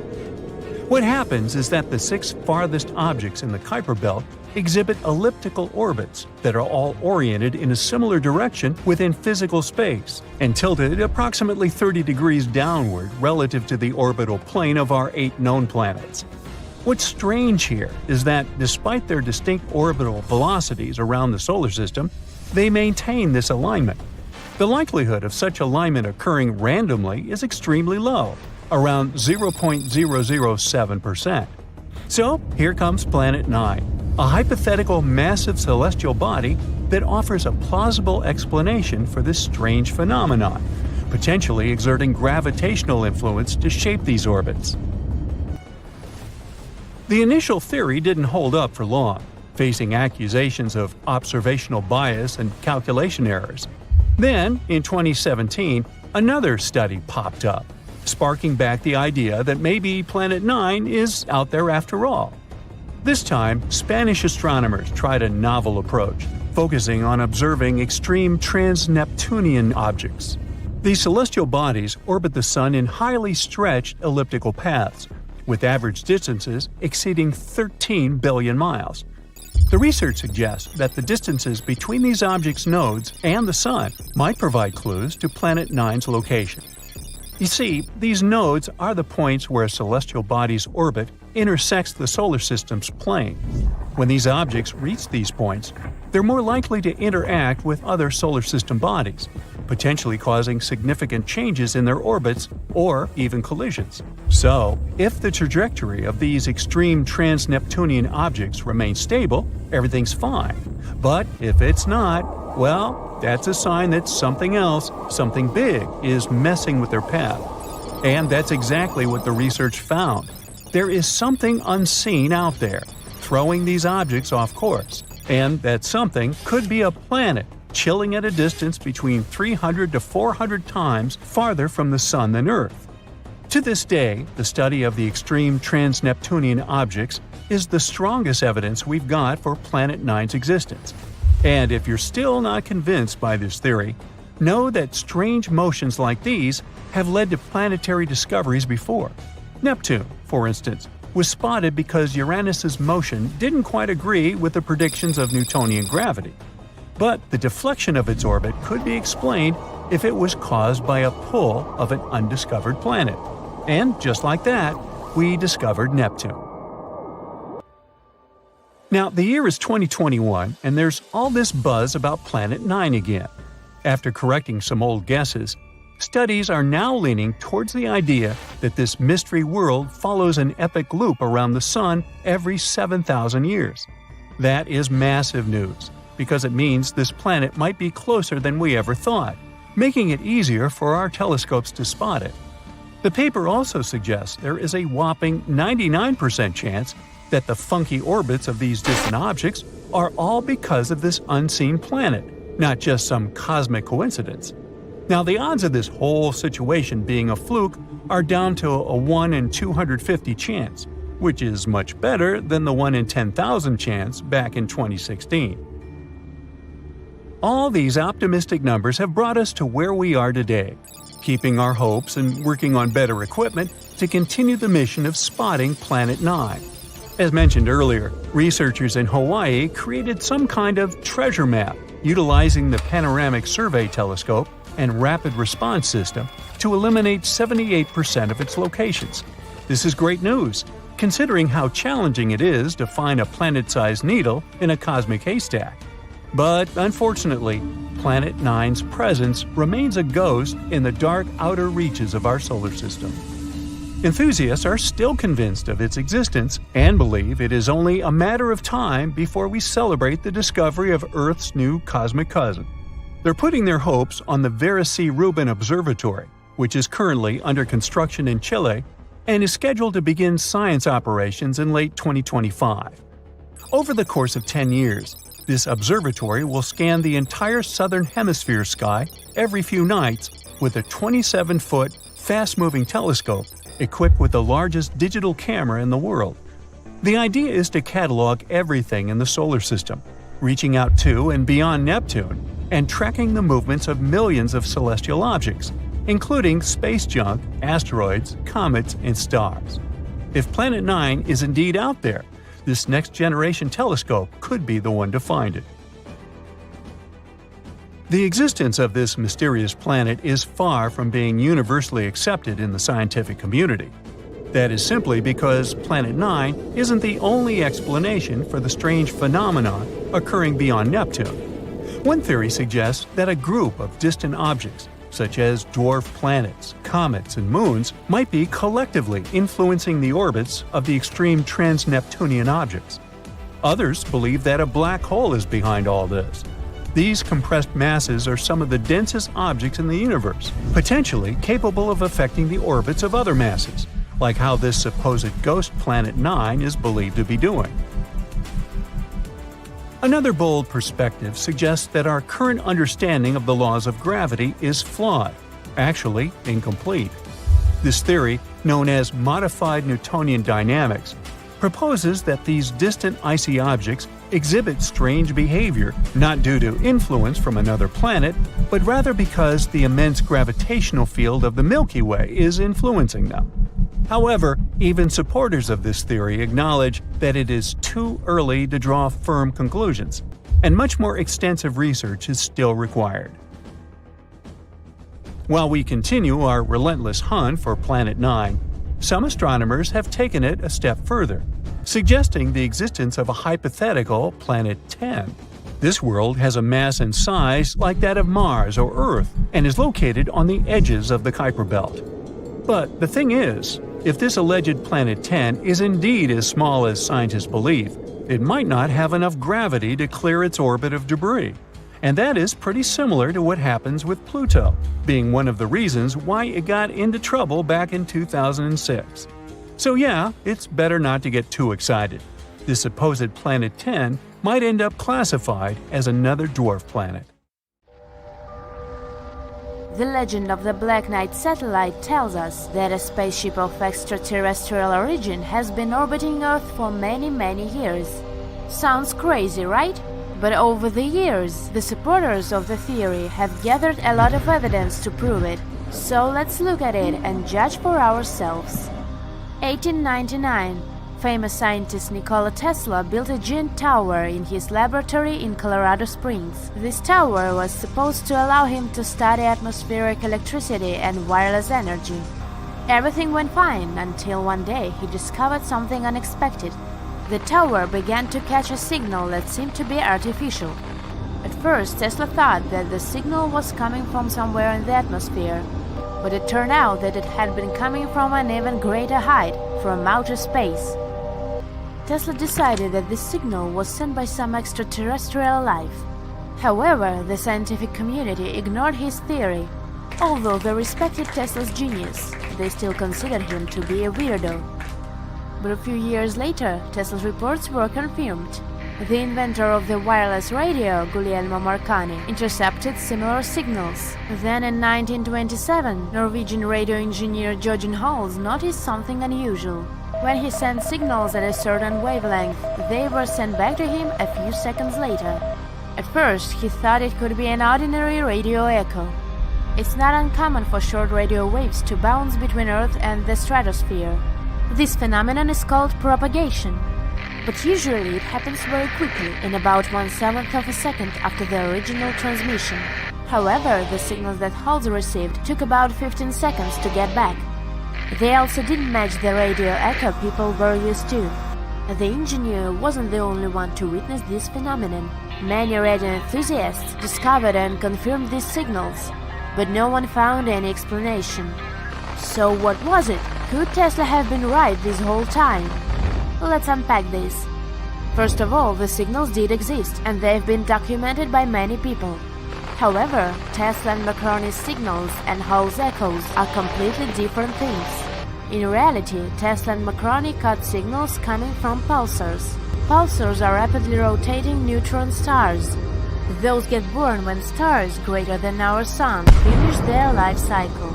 After that, they become neutron stars and receive such a strong impulse that they begin to rotate at an insane speed. At the same time, the radio waves pulsars emit reach very far as our planet. Pulsars were discovered only in 1968, so it's not surprising that Tesla and Marconi couldn't explain the data they had received. But what about Georgian Hall's? What he discovered is now known as LDEs, or long-delayed echoes. It's a more complicated concept because, to be honest, these echoes still remain a mystery. Scientists suggest that LDEs may be caused by something in Earth's atmosphere, or they might be reflected from the Sun's plasma clouds or even from the Moon. Unfortunately, we don't know the truth yet. The next incident took place in 1960. The New York Times published an article which said an unidentified silent satellite has been discovered circling Earth in a near-polar orbit by United States tracking stations. The identity and origin of the mysterious satellite, which has been dubbed the Dark Satellite, are unknown despite nearly 2 weeks of tracking. Many people believe that this must be the famous Black Knight satellite. However, later scientists confirmed that it was actually the remnants of a regular satellite that had gone astray. It malfunctioned and the thrusters sent it in the wrong direction, they claimed. Anyway, this whole story led to renewed interest in the Black Knight satellite. Astronomers all over the world started claiming to have observed it. Almost any strange celestial object could become the famous dark spaceship. But up to this point, all the photos and data about the Black Knight satellite have come from observatories on Earth. To prove or disprove its existence, people needed some witnesses in orbit. Gordon Cooper was a pilot and one of the first astronauts in human history. In 1963, he took part in the longest American space mission at that time, Mercury Atlas 9. During the flight, he discovered some strange green object, possibly of extraterrestrial origin, in front of his module. He then told his crew on Earth about that. NBC News picked up on the news and tried to interview Cooper about it, but strangely, neither NASA's mission transcripts nor Cooper seemed to give much importance to this fact, as if that didn't happen at all. Later, the official NASA's explanation was there was an electronic malfunction on Cooper's craft. It led to increased levels of carbon dioxide, which in turn caused Cooper to hallucinate. Cooper agreed with this version. Maybe it's just a curious coincidence that when he retired, he became interested in searching for extraterrestrial life. But even if we assume that all this is true and there is some mysterious spaceship in Earth's orbit, what do they want from us? Why would they be watching us? In 1973, Duncan Alasdair Lunan, a Scottish researcher, decided to investigate this. He gathered all the data on LDEs collected by Norwegian scientists and began to study it. Suddenly, he noticed some deviations that could hide a code. He arranged the data into a graph, where one axis meant the delay in time between the echoes, and the other the position of the echo in the sequence.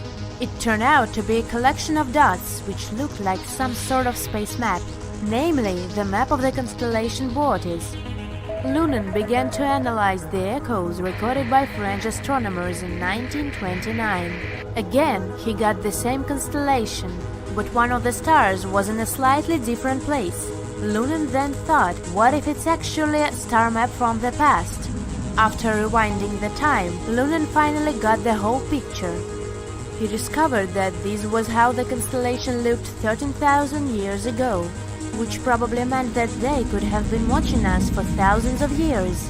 In 1973, Lunan gave an interview to the British magazine Spaceflight.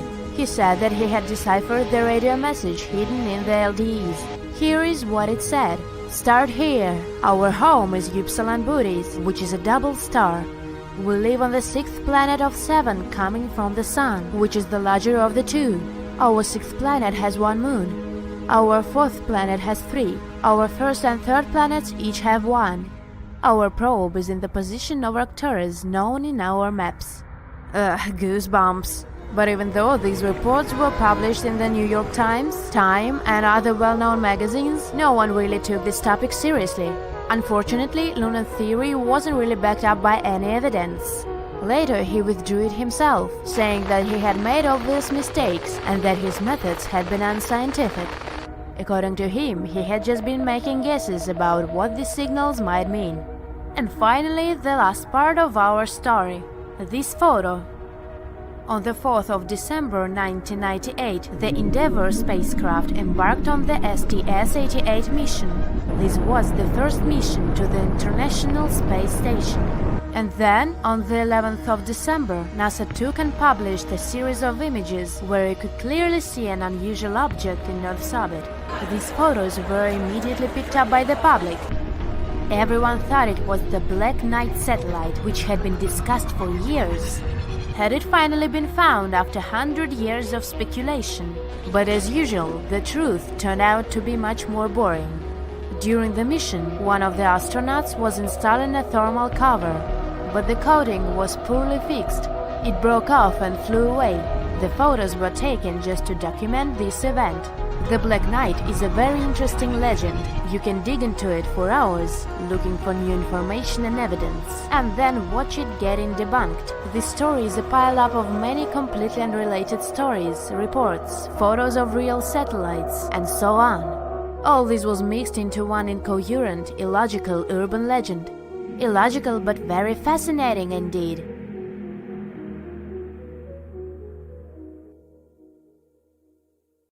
Living on our beautiful planet might seem safe, but only until you start thinking of all those dangers lurking just around the corner, or in the vast darkness of the cosmos. Let's see what may eventually lead to the end of planet Earth. With each new potential threat, it gets more and more terrifying. Consider yourself warned. First of all, let's talk about hypercane. This natural disaster can get really extreme. A hypercane is a theoretical hurricane of unsurpassed power. It would occur if the ocean became overheated as a result of climate change, or a massive volcanic eruption could trigger it. In any case, these conditions would create a hurricane, which, unlike regular hurricanes, would stretch way beyond the lower stratosphere. The speed of such a storm would reach 500 miles per hour. The pressure inside the hypercane would be so low that it wouldn't let it wear out as quickly as other hurricanes. The hypercane could last for weeks on end. But the worst thing? It would likely damage or even destroy part of Earth's ozone layer, and the hole could be the size of the entire North American continent. Then we've got super destructive tornadoes. A tornado is a violently rotating column of air. It usually extends from a thunderstorm and is in contact with the ground. Inside a thundercloud, warm, humid air rises upward, and cool air falls down along with rain or hail. Such conditions can lead to the appearance of spinning air currents inside the cloud. Interestingly, these air currents start out horizontal, but at one point they can become vertical and drop down from the cloud, becoming a tornado. Some tornadoes are narrow, rope-like swirls, but others turn into wild funnels. Tornadoes are ranked with the help of the enhanced Fujita scale. A weak tornado normally lasts for a few minutes and doesn't move faster than 100 miles per hour. The next level is a strong tornado. Such whirlwinds can last for 20 minutes or so and have winds of up to 200 miles per hour. And then we can also have violent tornadoes. Those can last for more than an hour and move at a speed of between 200 and 300 miles per hour. On average, around 1,000 tornadoes occur in the USA every year. There's even a region that got named Tornado Alley. It's a 10-state area in the Midwest, but tornadoes can happen in any state. One of the most destructive natural disasters was the Tri-State Tornado in the USA. It was the world's longest-lasting single tornado that traveled 220 miles through Missouri, Illinois, and Indiana. At the same time, the average tornado's path is usually no longer than 5 miles. But what if one day, a tornado much bigger and way more powerful than any we've experienced before swiped through countries and continents? it would leave behind total destruction and devastation. And how about a supercell thunderstorm? It's the least common type of thunderstorm, but it's the most dangerous. It's likely to cause severe weather, damaging winds, very large hail, and even violent tornadoes. What makes supercells unique is a deep and persistent rotating updraft called a mesocyclone. Supercells can potentially last for hours and cause great havoc. An asteroid impact could end all forms of life on Earth too. If a space wanderer was large enough, it could cause widespread devastation, like it happened with the 9-mile-wide asteroid from 66 million years ago. It's rumored to have destroyed 3/4 of the planet's plant and animal species, including dinosaurs. Depending on the asteroid's size and the speed of its approach, the impact could lead to massive fires, tsunamis, and the eternal winter effect. It happens when the debris ejected into the atmosphere blocks sunlight and disrupts the global climate. Luckily, we'd probably notice such a large asteroid coming close to our planet with the help of our equipment long before the collision and would have enough time to get rid of this threat. It would be our very own sun that would bring our world to an end. Our star is a gigantic, constantly changing ball of molten gases. Every once in a while, it spews out bursts of energy, solar flares. They often go hand in hand with something called coronal mass ejections. Those are giant bubbles of ionized gas that can accelerate to incredible speeds. The most powerful volcanic eruptions pale in comparison to solar flares that release 10 million times more energy. Within a few minutes, one solar flare can give out billions of tons of charged particles. Solar flares are also insanely hot, with the temperatures reaching several million degrees Fahrenheit. Astronomers believe that such bursts of solar radiation happen when the sun's magnetic field gets twisted in some regions. At one moment, all the pent-up energy is released. The star sends out light and particles, mostly electrons and protons. Most solar flares last for minutes, but some continue for hours. Scientists classify solar flares depending on how brightly they shine in X-rays. You aren't likely to notice the tiniest flares if you don't have special equipment. Medium solar flares lead to fleeting radio blackouts at the poles, but nothing too serious. It's X-class flares people should worry about. They cause the strongest and longest-lasting solar storms. Now, if you had gamma-ray vision, you'd be able to see immensely bright flashes. They occur every day, outshine everything around you, and then disappear again. Those flashes are gamma-ray bursts. One of them could wipe out Earth's atmosphere. The flash that might ruin our planet would most probably be born in a faraway galaxy during a merge of two collapsing stars. It would be immensely powerful and super bright.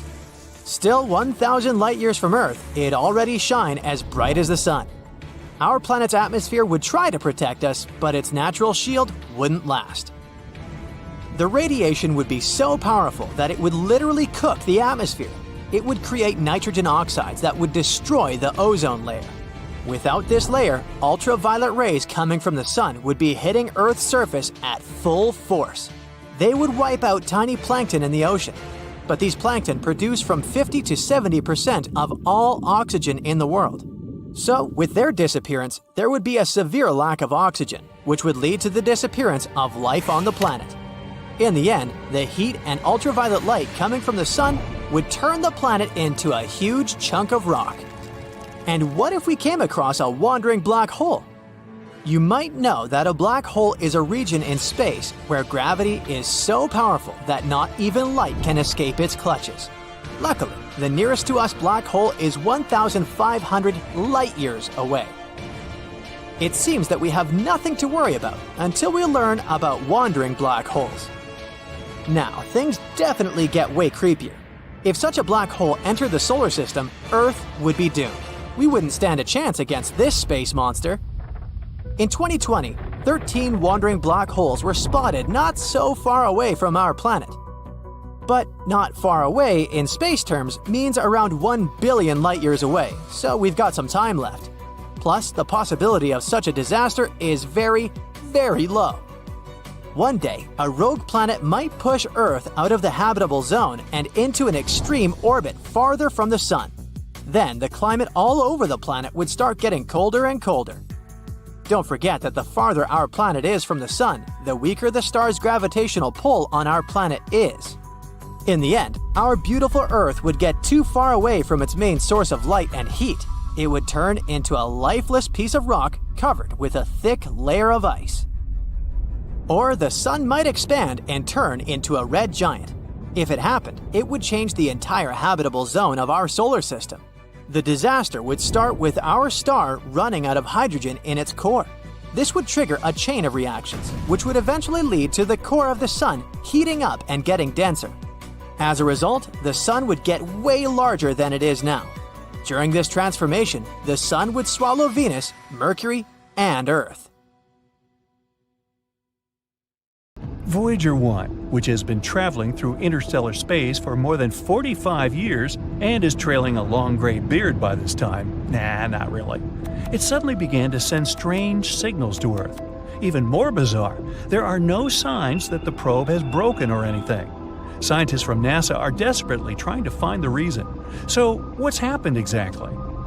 First of all, let me tell you a bit more about Voyager 1 and its long journey. Voyager 1 is an American space probe. Scientists from NASA sent it into space on September 5, 1977. Voyager's goal was to explore the outer planets of our solar system, namely Jupiter and Saturn. Initially, scientists assumed that the mission would take about 5 years. Haha, the joke's on them. The probe exceeded all expectations. Not only did it fulfill its mission, but it's still working for much longer than expected. Voyager 1 has been wandering around space for more than 45 years. It's hard to estimate what Voyager 1 has done for science. Firstly, it successfully sent a lot of photos of Jupiter and Saturn to Earth. By the way, you can even check out these photos yourself. All of them are published on the NASA website. Thanks to Voyager, we also discovered several new moons of Jupiter and a previously unknown system of its rings. We learned that Jupiter's famous red spot is actually a giant superfast storm. And after leaving Neptune's orbit behind, Voyager also sent a lot of important data about interstellar plasma. So Voyager 1 successfully proved to scientists how useful it was. After that, it happily headed for its next goal, the Kuiper Belt and the heliosphere. The Kuiper Belt is a ring of icy bodies that extends from Neptune to a distance of approximately 50 AU from the Sun. It's kind of similar to the asteroid belt, but about 20 times wider and 100 times heavier. And the heliosphere is an area around the Sun where the pressure of the solar wind is balanced with the pressure of interstellar gas. Yeah, I know, it sounds like some hard scientific stuff. Just keep in mind that this data really helps us understand the universe as a whole. So, this is Voyager's last task, to tell us more about interstellar space.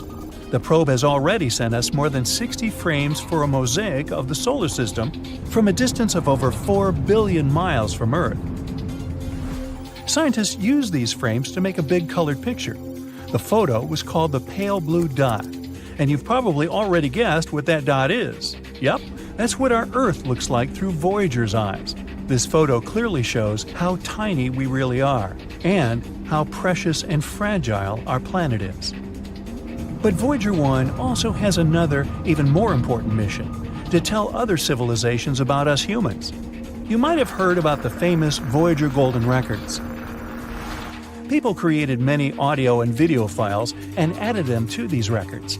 There are a few sections. The first one contains hello in 55 languages, including ancient and extinct ones. Almost 80% of the recordings are different musical pieces, like Bach, Beethoven, Mozart, and Stravinsky, folk music from different countries and ages, and a bit of the blues, like famous songs by Louis Armstrong and Chuck Berry. The remaining 20% of the recordings contain different human voices, sounds of nature and animals, as well as 116 images encoded as audio signals. There's also recordings of speeches by Kurt Waldheim, a former UN Secretary General, and Jimmy Carter, a former US President. These are just some friendly messages. In addition to the records, scientists also packed a needle for playing them. Don't worry, they also left a simple drawing that showed how to use all this stuff and how to translate the sounds into pictures. They added Earth's coordinates, which they created using a pulsar map. It shows the position of the Sun in the Milky Way. The record was packed in an aluminum case and covered with gold to protect it against radiation and cosmic dust. Carrying this record, Voyager 1 set off on its long journey, and it has already traveled quite a distance, I'd say. Right now, Voyager 1 is 154 astronomical units away from us. That's about 14.5 billion miles. This makes it the most remote human-made object. Initially, this title belonged to the Pioneer 10 mission, but Voyager overtook it in 1998. What a bargain for NASA! It's way beyond its best-by date. Voyager 1 is actually so cool that it even overtook its twin brother, Voyager 2, which, by the way, had been sent into space 2 weeks earlier. Voyager 1 moves at a speed of 9.7 miles per second. That's 35,000 miles per hour. Even the fastest sports car in the world travels at a speed of only 305 miles per hour. So it's hard to imagine the speed of Voyager. Anyway, at the moment, Voyager is heading to the borders of the Oort cloud. That's the name of a hypothetical layer of icy objects surrounding the solar system. Astronomers haven't confirmed its existence yet, but they're almost sure it's there. After all, even black holes were only a theory not so long ago. Unfortunately, Voyager 1 won't return back to the solar system. It'll keep in touch with Earth at least until 2025. But eventually, we'll lose the connection with it for good. In 300 years, it'll reach the borders of the Oort cloud. And in 30,000 years, I won't be around then, it'll finally leave the solar system. And if nothing happens to it along the way, in another 10,000 years, Voyager 1 will approach red dwarf star Gliese 445 in the Giraffe constellation. In the future, the probe will probably keep wandering around the Milky Way galaxy. And now, let's finally discuss the mysterious signals part. So, what happened? Well, a rather unusual thing. NASA's Jet Propulsion Laboratory, which monitors and controls both Voyagers, reported this problem in May 2022. Our veteran spacecraft suddenly began sending strange data to Earth. The whole situation puzzles even engineers from NASA. Now, I bet you're thinking, come on, the thing just probably broke down or something. But the truth is that Voyager 1 is totally fine. It works as usual, receives and carries out commands from Earth, and collects and sends scientific data. But the readings of the AACS, which stands for Attitude and Articulation Control Subsystem, don't show what is actually happening to Voyager anymore. This system supports the orientation of the probe in space and helps it keep in touch with Earth. So, basically, the signals mean that the probe's orientation in space is messed up. But scientists claim this is not the case. They know that the source of the antenna signal remains in the same position relative to Earth as planned. The problem hasn't triggered any of the onboard fault protection systems. The probe hasn't even entered safe mode. So, what in the world, or universe, is going on? Suzanne Dodd, the head of the project, says that the problem is not actually that unexpected. After all, Voyager 1 is already 45 years old. The expert admits that what's happening to the probe remains a mystery to them. They don't know exactly where the incorrect data is coming from, and it's unclear how this will affect the operation of Voyager. She adds, though, that it's not that surprising, considering that the probe is in interstellar space. There's a very high level of radiation there. No spacecraft has ever reached that point before. Scientists from NASA say they'll keep closely monitoring the data coming from Voyager 1 until they figure out the problem. If they find it, the management team will try to fix it. Otherwise, the team will have to adapt to the new conditions. It might not be enough just to understand the problem, though. It takes as much as 20 hours and 33 minutes to receive the signal from Voyager, and it takes the same amount of time to respond to it. Well, at least the second spacecraft, Voyager 2, is totally fine, even though it's also currently in interstellar space at a distance of 12 billion miles from Earth. Anyway, we can only wait for news and hope that the problem will be resolved. I actually wonder how much longer can Voyager 1 last? Will it be able to fly to the borders of the Oort cloud in 300 years? What do you think? I'd like to hear your thoughts in the comments. So, are you tired of boring old Earth? Want to know what lies beyond the starry night sky? You're not the only one. People have been asking the same question for centuries. Luckily, scientists have got you covered. They've discovered a lot of amazing places light years away from our blue planet. Just 1 light year is about 6 trillion miles. Mind-blowing, huh? So, hop on. The spaceship of knowledge is lifting off. Your first stop is 2.5 billion light years away from Earth. It's a quasar, one of the brightest objects in the universe and the first one to be discovered. A quasar isn't a star, but a distant galaxy. This extremely bright object gets its power from a supermassive black hole. A disk of matter swirls around the black hole and creates friction. It's kind of like when you're cold and rub your hands together to stay warm. The friction between the palms creates heat, making you feel nice and cozy. The same happens in the quasar, just the amount of heat is bigger, way bigger. I hope you remember to pack sunscreen lotion. The temperature at the heart of this quasar can reach 18 trillion degrees Fahrenheit. Also, there is light, a lot of it. This celestial object shines 100 times brighter than all the stars in its galaxy put together. Well, it's time to cool down a bit. Minus 457 degrees Fahrenheit, to be precise. This is the temperature of a young planetary nebula called the Boomerang Nebula. It sits 5,000 light-years away from Earth. NASA's Hubble telescope caught images of the formation in 1998. It's composed of gas coming from a star near the end of its life cycle. Inside the nebula, it's windier than in the Windy City. Winds reach speeds up to 310,000 miles per hour. And you gotta thank them for the nebula's chilling temperatures. Researchers were just impressed to find out that the temperature of the Boomerang Nebula is just 1 degree above absolute zero. 0 Kelvin should be the coldest temperature possible. This is the point where all molecular and atomic activity stops. Brr! Makes you want to crank up the thermostat in your spaceship.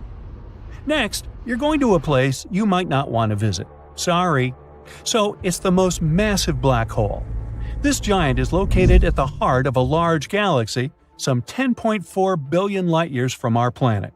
Its mass is 66 billion times greater than that of the Sun. Enough to make our galaxy's supermassive black hole feel ashamed. It has a mass of merely 4.5 million times that of the Sun. But you better not get near any of them, as a black hole's diet consists of matter. By calculating how much matter they consume, scientists can determine their rate of expansion.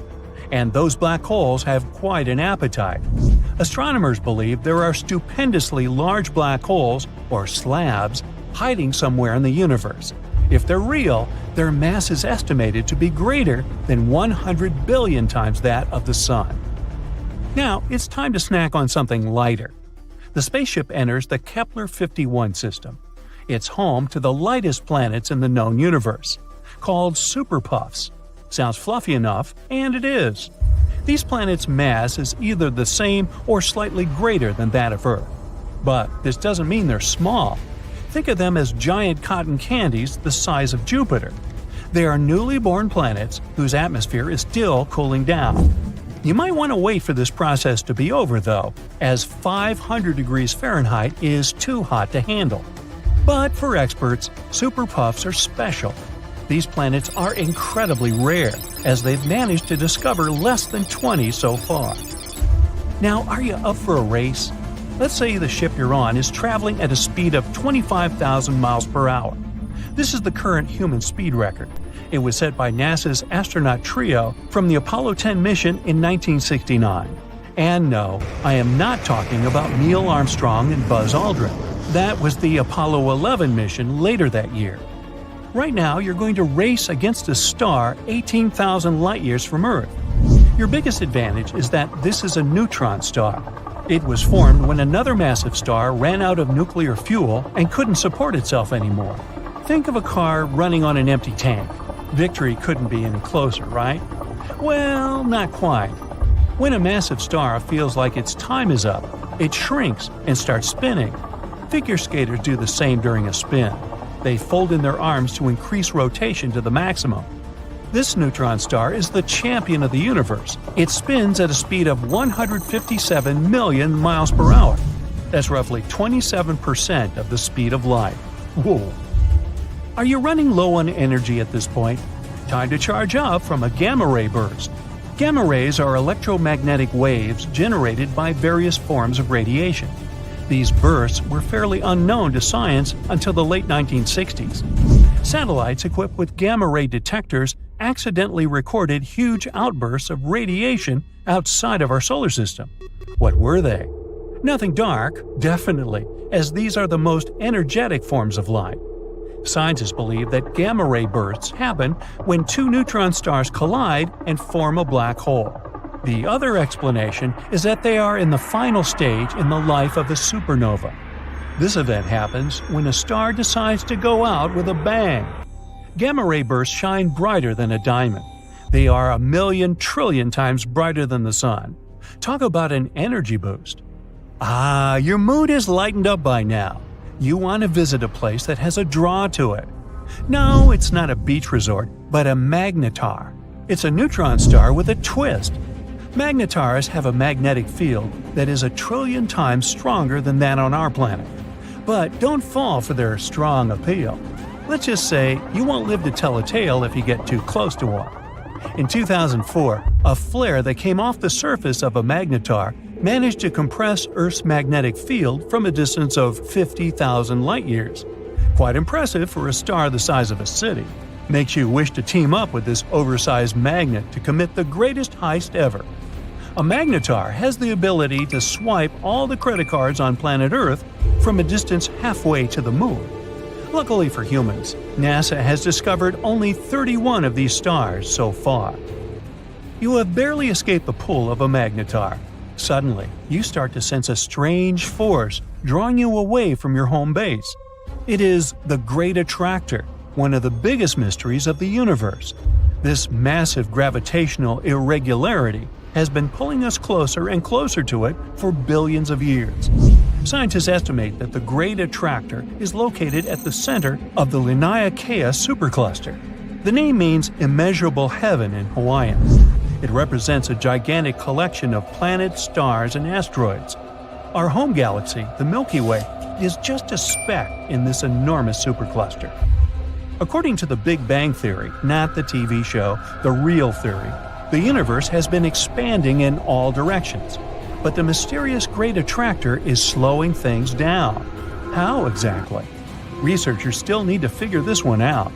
On the bright side, they are good at naming things.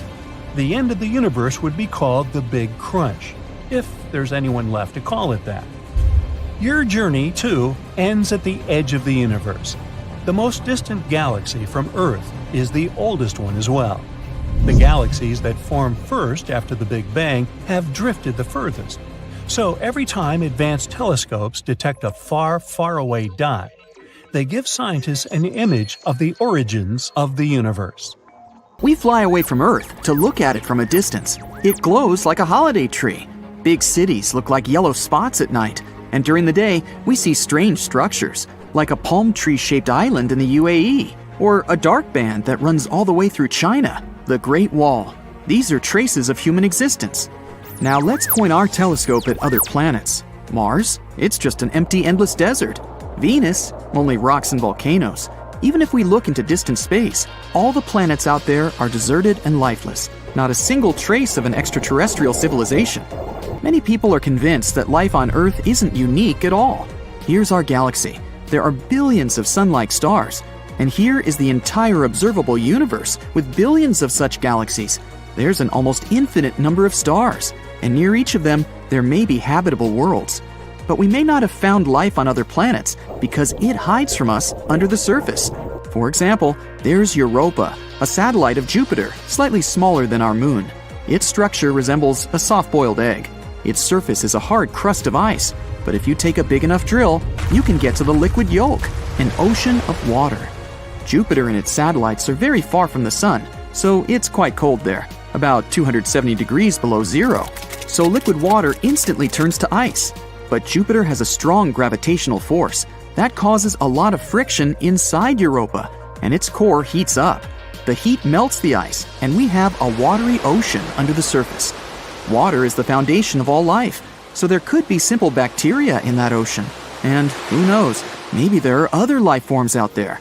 For example, weirdly shaped fish. Because of the weak gravity, their bodies are built differently, or something like whales feeding on plankton. In 2009, scientists found a planet that is completely covered by an ocean, GJ 1214. It's about 40 light-years from Earth, and about 75% of its mass is water. Still, the temperatures on this planet are so high that water evaporates and takes the form of super liquid water. There's so much steam that it feels as thick as water itself. No life could exist in such conditions. But scientists have recently found at least 24 planets better than Earth and called them superhabitable. These planets orbit distant stars in their habitable zone. It's the sweet spot at a perfect distance from the star.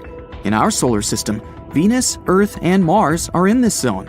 A superhabitable planet must be 10% larger than Earth and have stronger gravity. That way, it can have a denser atmosphere. A temperature 8 degrees higher than on Earth would make the planet more humid.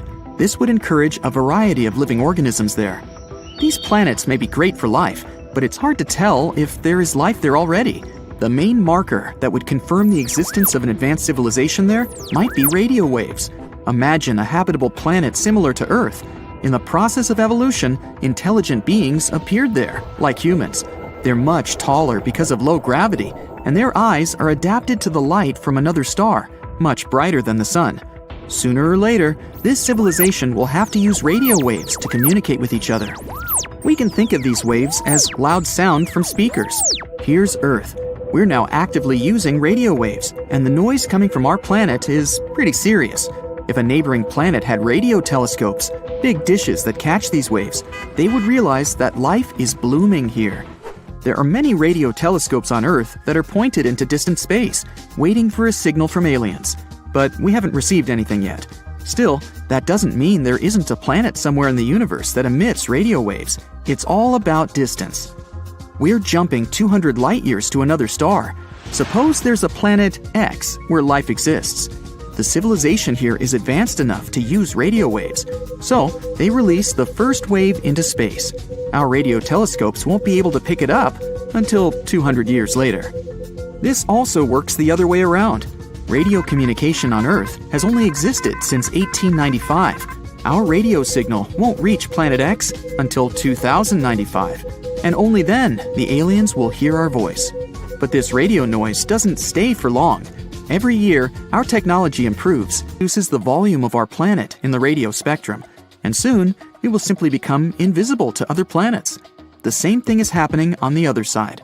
So, the radio waves coming from civilizations are a brief blip on the cosmic scale, and we can't accept radio silence as proof that extraterrestrial life doesn't exist. A giant telescope, which could take a direct photo of a possibly inhabited planet, would change the situation. We zoom in on the photo, and there it is! We see alien cities with tall buildings and lots of antennas. But now, we can't look that far away. We can take pictures of Mars and its satellites, and even their quality misleads us. For example, Cydonia. It looks just like a human face on Mars. We thought there used to be an ancient civilization there that made some sort of sculpture or memorial.